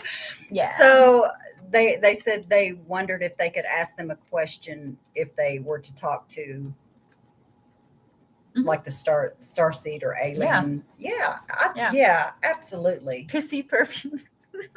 Yeah, that's what we're going to call it, the holy pissy perfume. No. I like holy Florida. I am not calling it pissy perfume. We should make a spray though that's pissy perfume. Okay. It's literally would probably just change the label. Thanks, Pam. So yeah. Yeah, we do sell Florida water. It's on our. Yeah. We sell it in a spray and we sell it in a dropper because I sell it in a dropper because you can use it for sigils. Yeah, you can just drop it on your finger if you're sigiling a mirror or a window or, whatever you've got. Yep. So I was going to say if I held back. Tuck doesn't hold back though. A 23-pound blue calcite and a 13-pound rose quartz, 2-pound selenite sphere among many offerings. Okay, yeah. Yeah, we have a wide variety of very large crystals as well. But oh my God, the 23-pound blue calcite, I think it is like an anointing oil kind of. Yeah. You can use it as an anointing oil. You can use it to cleanse something. You can use it to protect, etc. That's kind of why I created it. It's almost in everything. It's not an oil. It is what it is. Well, it's vodka based, but it's water and vodka based. So yeah. But what was I gonna say? Oh yeah, we've found some amazing stones while we were out and about, and we're not even done yet. So we still got a few days to go. Yeah. So we're really excited. Yes, absolutely. We don't really sell any crystals. I had some on the site to be drop shipped, but I took them off because I don't know. I didn't like it. Can Starseeds have a twin flame? Everybody has a twin Everybody flame. does. Whether you meet that twin flame or not is up to you. If you are off your path really, really far, your twin flame, if you say this is the path you're supposed to be on and you're going this way, your twin flame is going to come rocket into you and shove you back on your path. So yeah, everybody has a twin flame. And most of the times it's not pretty. Mm-mm. It's not comfortable, Mm-hmm. but nonetheless, it is what's required. Yeah. You slam into each other and it's the best thing you've ever felt in your whole life. Mm-hmm. And then you rock it apart and yeah, you rock it apart. And the person who got shoved back onto their path is usually the one that's devastated because they do a ton of work on themselves, Mm-hmm. a lot of shadow work, and they get back on their path more solidly than they ever would have been before. And the twin flame goes right on about their way like nothing ever happened. Everybody's renaming your spray. Well, thanks. I'll tell you what, guys, you guys want to come up with a name and we'll make, I don't know. I like pissy perfume. Like, that's funny. We'll make one. So, a narcissist and a twin flame. There's a huge difference. A twin flame is meant to shove you back on your path. A narcissist is a covert empath that has learned to use their empathic skills to suck the life out of other people. I mean, what better a gift to have than being an empath than to understand and to read a room and to know who your vulnerable people are, to know who the people are that are easy to manipulate. It would require you to have the ability of an empath. Mm-hmm. It's just you choose to use that for the wrong reasons. Weird. So I truly believe all narcissists are empaths. Mm-hmm. They just choose to use it in a bad way. So a narcissist is usually not a false twin flame or anything like that. They are just an empath that has learnred how to use use their skills for the dark side. Yeah. Yeah. So no, that wouldn't have been your twin flame. So here's how twin flames go. A twin flame comes, they just slam into you. Can they be a relative or a friend? Sometimes, yeah. Yeah. This is someone that you slam into. You guys instantly get along. You are on the same wavelength. Like, it's the most perfect relationship you've ever had in your life. Instantly. And it's not in a narcissist way. Like, there are certain things you cannot get enough of each other. Yeah, there are certain things a narcissist does that if you're familiar with the signs, then you can kind of spot them right off the bat. But with a twin flame, it's amazing from the get-go. It's amazing. And you cannot get enough of each other. And then just as crazily as you got shoved together, you are violently ripped apart. And it's usually the twin flame that does the leaving. And they absolutely devastate the person that they shoved back on their path. With a narcissist, they are ones that they mirror your behavior. So if you come and say you meet one romantically or whatever, you come into the relationship really just dying for someone in your life and really needy and so on. A narcissist will mirror that. They'll give you everything that you want because they want to pull that back from you. They use it as a give and a take, so they can learn to manipulate you. There's a lot of different things that narcissists do. So yeah, it's a lot different. It's a lot different than a twin flame. Yeah. Can you be a twin flame to someone, but they are not your twin flame? Like, can you be the twin flame that knocks them on their path? Absolutely. Yeah, absolutely. For sure. Oh, and when you meet that twin flame, you're like, you're basically me. We're so identical. We're so much alike. And then it's so incredibly intense. And then it's just bam. And it can take a long time for it to happen. It can take a period of time for that to happen. But usually it's not like I'm married to my twin flame and it's okay. You can stay married and you can stay with your, it doesn't work that way. So those are two great questions. So I'll answer both of these. One, someone said, could a twin flame stay connected after the break apart? And someone else said, what's the difference between soulmates and twin flames? So could a twin flame stay connected after the break apart? They can, yeah, but it's kind of rare. It's not likely because they usually don't even register that you exist after that. They go about their way and you're the one that's left devastated to pick up the pieces and to move along on your path, and they're gone. So the difference between a soulmate and twin flame. A soulmate is someone that when they come into your life, it's an instant connection and you guys both kind of know it, but it's not this intense, I cannot get enough of you, like a twin flame is. With a twin flame, it's an obsession. But there we go. That's a better word. It's an obsession from the start. With a soulmate, it's something that you feel, both of you feel on a deep level. You both are very respectful of each other. You're yin and yang. Like whereas a twin flame, you're almost the same person. And it's an obsession. It's an obsession. Do we exist only for our twin flame? No. I've never met my twin flame. I think the only reason that you have a twin flame that comes into your life is when you get too far off your path. Like I said, you're supposed to be on this path and you're going like this, you get too far and that twin flame comes to shove you back up. So they keep on going and you are back on your path. So yeah. What other questions y'all have? These are great questions about twin flames and yeah. Hey guys. Glad you are joining us. If you're just now with us, we've had a 9-hour drive here to Roswell, New Mexico from a twin Colorado. Flame does not stay long. So people say, I married my twin flame. That's not a twin flame. That would be more of a soulmate. And it's possible that you can stay married to your twin flame. I've been married to mine for 18 years. That's a soulmate. That's not your twin flame. Yes. Twin flames do not stay around long. What about soul ties? Could a late spouse be a twin flame? Absolutely. Sometimes people do marry their twin flame and then that tears their marriage apart. Which is why I'm saying it's not like a 3-month relationship and they shove you back and then it's violently ripped apart and they move. It can take a couple of years for that to happen. Can both people be each other's twin flames and boot each other back to absolutely.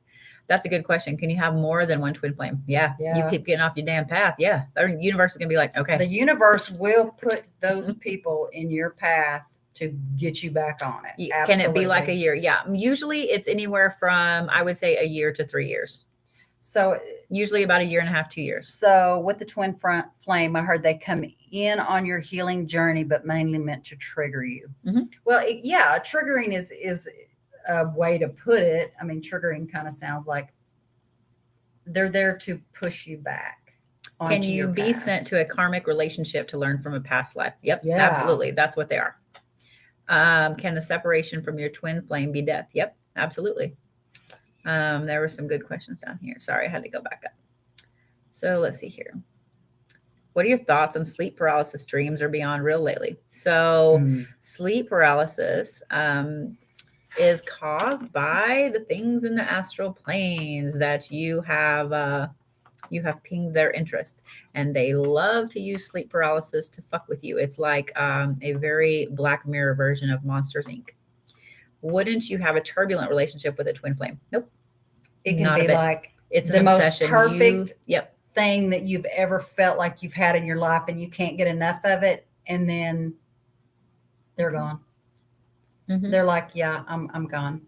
And you there was no You're issues. Just blindsided. Like, what the fuck? No clue that anything was coming, and bam, it's gone. Can a twin flame be a friend? Absolutely. They can. And I saw somebody else ask about a relative. Yeah, they can be. So yeah. Oh no, we're not in we're in Roswell. Roswell is the site of the alien crash back in the day, but yeah. So I've been through both, a twin flame and sleep paralysis. I had I had a thing from the astral plane that I pinged its interest that followed me for several years. It took a long time to get rid of him. So yeah. We did it. Yeah. It weren't fun, but we did it. Can you have the same twin flame come twice? Mm-hmm. I would say so, definitely. Mm-hmm. Can twin flames come back? Yeah. They can, especially if you're not getting on your path. So yeah. Is it bad if you stay in deep sleep? Mm-hmm. No. So it's a good thing when you are in deep sleep or you're in REM sleep. That is when your cells regenerate. Anna Marie, girl. Annie Marie, what are your thoughts on the shift that's meant to be happening to the new world? Well, it's happening to everybody, whether they realize it or not. Well, I say everybody. Most people that it's happening to, hello, Chicago. I think that they are oblivious. We're in the fucking midst of it, y'all. Mm-hmm. I mean, we're right in the goddamn thick of it right now. Mm-hmm. Yep. Sorry. Ooh, 5, Sabrina. What will happen to loved ones who don't ascend with us? Unfortunately, there are going to be people who they're not meant to. No, I was just saying you cannot be with a twin flame for 18 years. I didn't say I've been with mine for 18 years. I've never had a twin flame relationship. Mm-hmm. I mean, I had a really bad friendship relationship that could have been probably, yeah, that's probably what it was. But no, I've heard some people say that they've been with their twin flame for 18 years and that it's possible to stay with them and them be a loving, lasting relationship. And that's not a twin flame relationship. So everything feels different on and off of this. Yes, it does. And the shifting is getting crazy. Someone said, is it true if you caused a person to die in their past life or you are to suffer this time around? Not necessarily. No. It doesn't have to be that way. Mm-hmm. Karmically, you start sleeping in the tub full of pissy spray. Pissy perfume. Oh, good God Almighty. Who was that?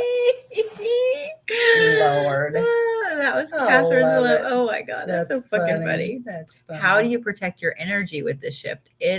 There's a lot of things, especially as the shifts keep happening, that you really have to do to. How does it feel when you're entering into a lucid dream? When you, and then we'll talk about the you have to yourself. Know. I mean, if you are recognizing in that moment, in that dream, in that second, that you look around and you go, okay, I'm in a dream. That is lucid dreaming because you're lucid in that very second, in that very moment. And once you realize you are in a lucid dream, I am dreaming. You can control your dream in any way, shape, or form. You can do whatever you want to do, go wherever you want to go. Just make sure you've got yourself protected. So can the shift reawaken us if we've been off the spiritual path yes. for a while? Oh, yeah. Yes, okay. Absolutely. So I started to answer this question and then we got, oh, shit, fuck. Sorry. How do you protect your energy with this shift? So there's a lot of different things you can do. I'm going to let Pam explain the egg, the white light, and we'll talk about some other things too. Before I leave my house, before I go to sleep at night, I put literally an eggshell, because if you think about the shell of an egg protects the embryo that's growing in it, there's not a stronger protection than that. So I put myself in an egg. Metaphysically, in my mind, I put an egg around me and I fill that space with blinding white light as I can imagine in my mind. I fill that space with that. And I literally say what can permeate through that. Yeah. Which is my God, which is the Cherokee God that I follow, Unefana. My spirit guides, my guardian angels, and my ancestors, and I say that are for my higher good. Nothing negative, harmful in any way is allowed to permeate that space. And I'm telling you guys, there is nothing stronger for me personally than doing that. Mm-hmm. I wrapped our car today. I put us in that egg and wrapped my car in the car. Oh yeah, we should talk about what happened today. Guys, we had a very interesting. I can't believe we even have video proof. I can't believe we didn't talk about this. So as you guys know, we're traveling. So I work with Odin. So we've had him show up repeatedly this last week on the top of Pikes Peak and everything else. So today we were traveling down this way, and I don't remember where we were. But we got off to get gas or pee or something like that. So when we were getting back on the road, instead of getting back on the main highway that we were on, it told us to go this other way. And so I was like, okay, well, it says that's the shortest route, so where we should go. So we go down this highway, and as we're going, there's no roads. Like, we're in the middle of nowhere. There's no roads over here. There's some like mountains and things like that. It was desert. It keeps telling us to turn right. There's no fucking road.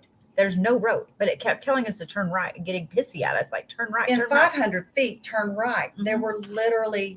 There wasn't even a driveway, mm-hmm. someone's house. There was nothing. And then it when we would get past that point, you know how it does the little ring like it's recalculating. Then it tells you again, in another 500 feet, turn right. There was nothing. When we found the road, I said, here's a road, and it's telling us to turn. It literally turned into gravel and dirt within asphalt, like 10 feet, 20 feet. That would have gone through the mountains. Yeah. And there was no telling where that road went. And what's funny is I turned around and I was like, well, I turned on that road because there was a raven sitting there. I was like, okay, there's my raven. Like, I'm going to turn here and turn around. And so as we turned around, the raven's like yelling at us from the sign it was sitting on. And so when we got back up there and we went to turn back on the highway, the raven flew us that way. It was really interesting. Mm-hmm. No, we didn't hear banjos, but it was pretty crazy. We actually got it. I was like, you need to be videoing this because no one's going to fucking believe us. And I showed, look at this road that it's telling us to go down. It was a freaking gravel road. Mm-hmm. And we literally did a back and forth until we could get turned around. Here's the interesting part we videoed. So it was telling us to go down this other road, and not only go down this other road, but go way down here somewhere in where there is no road, to come back up to get back on the highway that literally was a 2-mile stretch of highway, to go around this 2-mile stretch of highway. It was really, really weird. It was something not trying to get you to your destination. That's exactly what we said. And so the dilemma was, okay, is something preventing us from going down this stretch of road for our safety, or to knock us off the path that we are needing to be on? We both agreed we're following the ravens for one. We felt like something was knocking us off of our path. We need to get back on the road that we know that we're supposed to be on and go. Yeah, GPS is a damn travel with. Yeah. It was, and the GPS woman, she even sounded kind of pissy, and we were like, excuse me? She needed pissy perfume. Don't get pissy with me. There's not even a road. Calm down. I'm tired. Pam's like yelling. I'm like, okay. Andrea's saying, how do you know when you're awake? Are you talking about lucid dreaming? Lucid dreaming, you're asleep. Oh, shit. Some people can master lucid dreaming when they're awake, but that's very rare. I'm glad y'all are laughing too. Everybody else sitting. Yeah, she was bowing up to the. We both were like, listen. I was angry with her. We both were angry. Yeah. I think some motherfuckers were thrown around a few times, and maybe a threat of throwing it out the window, like things like that. Yeah. And our phones would not charge. Yeah, that's the other interesting thing. So just while we've been sitting here, my phone has gone from 24% to 73%. We had it on in the car the whole way. When we got to that area, I noticed it was only at like 33%. And I was like, what the fuck? That's so weird. Plugged it in. It stayed at between 31 and 34% for 5 hours. For 5 hours. It wouldn't even, and my charger would not even work. Mm-hmm. So when I got here, it was at like 19%. So it was interesting. It's been an interesting day. It's been an interesting week. Yeah. So yeah. Faceless people in your dreams. It would Those depend. are probably people you're yet to. Oh, 6, Serena. Like people that you've yet to meet, to put a face to who you're seeing. Yeah. Start their learning goals. There are so many things. So for a beginner to start their learning goals, one of the things I would recommend would be to make a list of the things that interest you the most. Is it, I'm very interested in herbs, or I'm very interested in divination, or what type of divination. Just do a pro and con, what I don't like, what I do like, what really interests me, and then study and then learn and fall down the rabbit hole. That's I think that is our favorite little term there. Yeah, I've been able to continue a dream when I go back to sleep. For the longest time, when I went back into that dream, it would usually be a really horrible form of it. But I've gotten to where now I can go right back into that dream. Like if I have to get up to pee or whatever, I can go right back into it. So yeah. Oh, she's saying, how do you know when you're awake spiritually? Well, one of the first things is that you're going to feel a lot different than other people around you. You're going to listen to people that you've known for a very long time talk about things, and you're like, none of that shit matters. Like none of it matters. And it starts to go from there. So, you know, your friend that you gossip with every day for at least 2 hours a day while the kids are in school suddenly calls you, and you're just like, you know what? I don't have time for this. I don't care who's sleeping with so-and-so's husband's third cousin's sister. I don't care. That doesn't matter to me anymore. And you start pulling away from those people who are not meeting your spiritual needs, and you seek out the people who are. Oh, that's a good question. Is remote viewing and astral projection the same? I'm going to say yes and no. Yeah, that it can kind of because with astral projection, you're leaving your body to go somewhere. With remote viewing, you're projecting your mind somewhere else. No, we're not doing 4 corners this time because it's way far up out of the way. We were going to, and then we got derailed, so that's okay. But remote viewing is a little different. It's projecting yourself mentally. But not your whole self. Like with astral projection, that would be like me leaving my body to go walk down the hallway of the hotel to get ice. You know what I mean? And coming back. With remote viewing, physically get ice. Well, you know what I mean. Remote viewing is more projecting your mind there. I'm trying to figure out the best way to describe it. When you remotely view, you need to have a layout of where. I can't just say, I'm going to take my mind into this gold mine, you know, in Colorado, and not know where I'm going. You have to have some sort of mapped layout. Oh, see, I can't do that. No, true remote viewing is they give you coordinates. And that's what I'm saying, but you have to know where you're going. It's usually coordinates. So that's one of the things that the government. The government. This is a lot of the remote viewers that the government has trained and so on.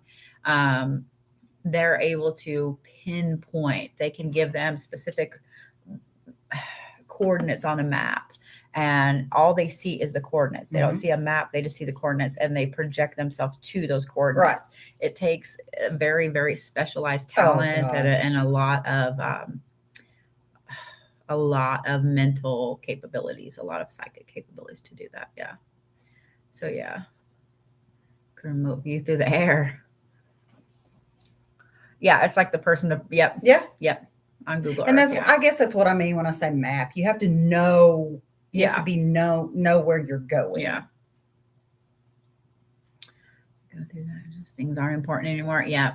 Yeah. Oh, absolutely. When you're having a spiritual awakening, you just don't have time for the BS of society, basically. What are your thoughts on perception is reality?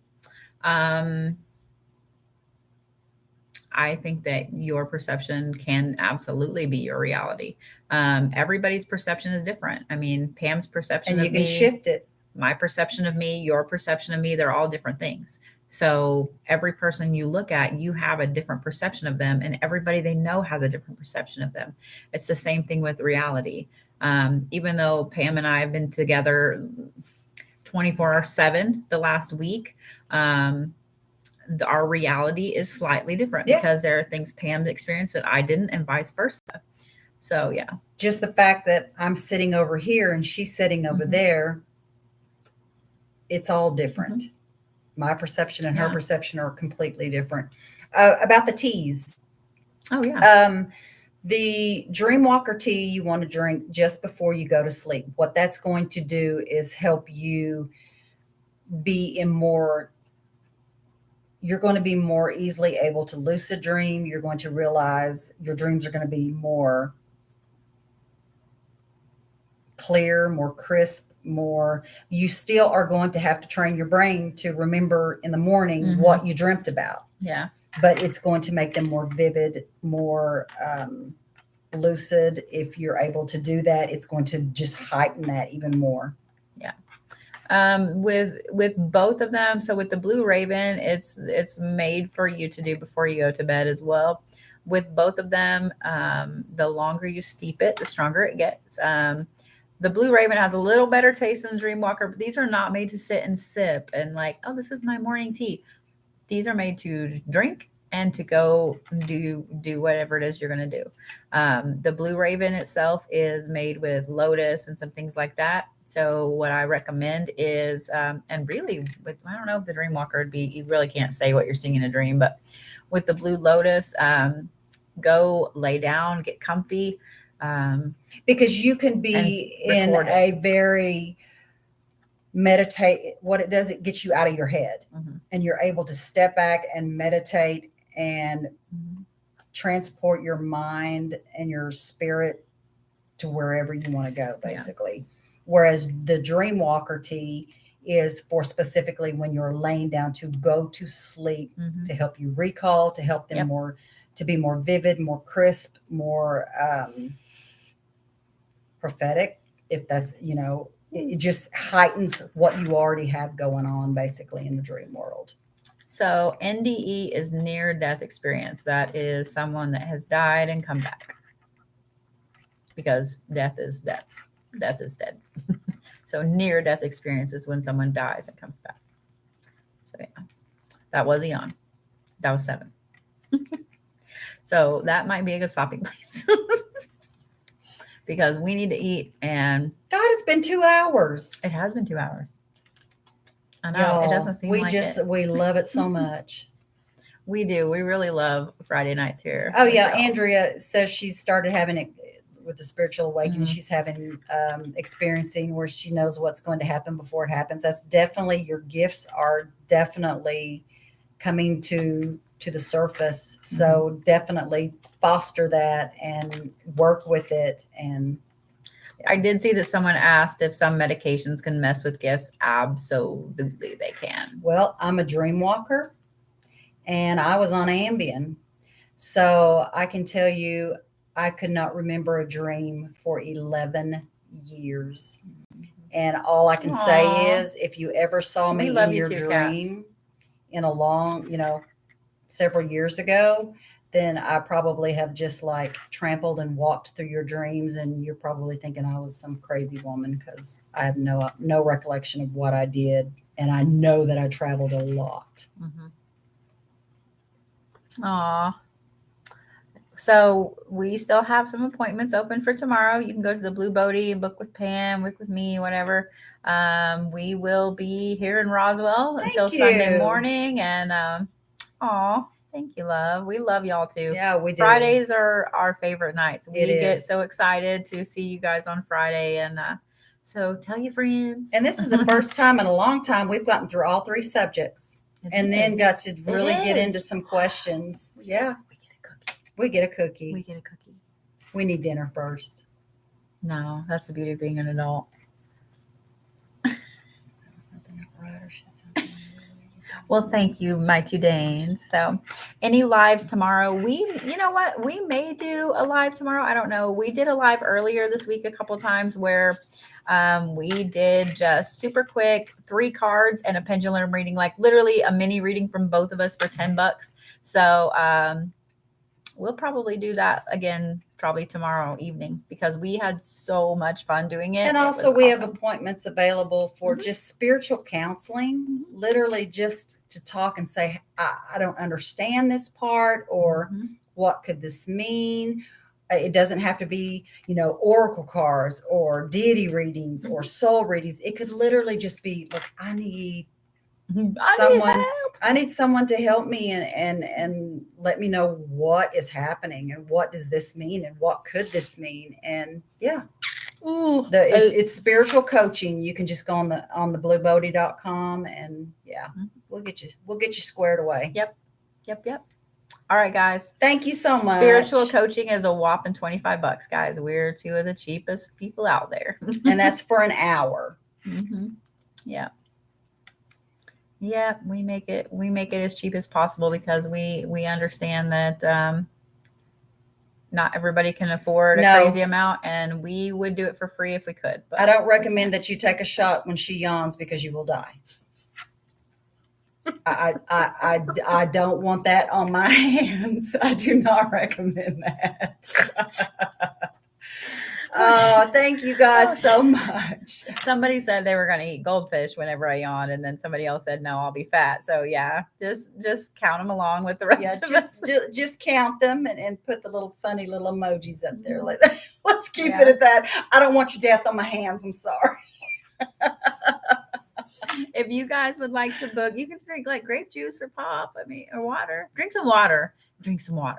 If you guys would like to book with us, if you go to thebluebodhi.com, you can find it. It's in the link on the bio here. You can book with Pam, you can book with me, etc. So yeah. And you can actually request to have both of us, but you have to message us on there so that we can get you set up for that. Yeah.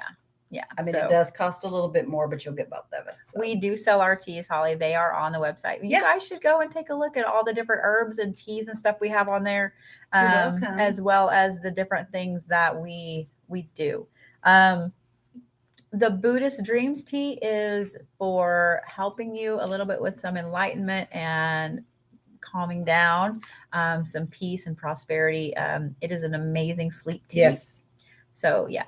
Very much so. Very much so. The teas range from what, $6 to $10, I think, for And there's 4 to 6 servings, I think. Except the Blue Raven is 10, and there's only about a serving or two in there. Maybe 2 servings in that. But the herbs and stuff in there are powerful. Expensive. Yeah, and it's powerful. Yeah.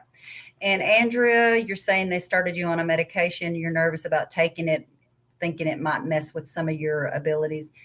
The only thing I can tell you is you can try it if you feel like it is. We can do gift certificates, love. If you just message the site. Wow, I got a weird words. Message the site. We can get you hooked up. But yeah, we do gift certificates. So the Blue Raven is for doing some traveling. So yeah.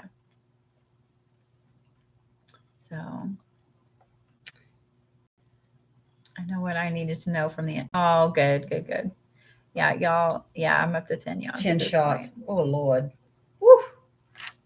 All right, gloves. We are gonna go. Yeah, we are. We're gonna get ourselves a cookie because we didn't realize it was 10 hours. So anyway, we love you guys. We will see you.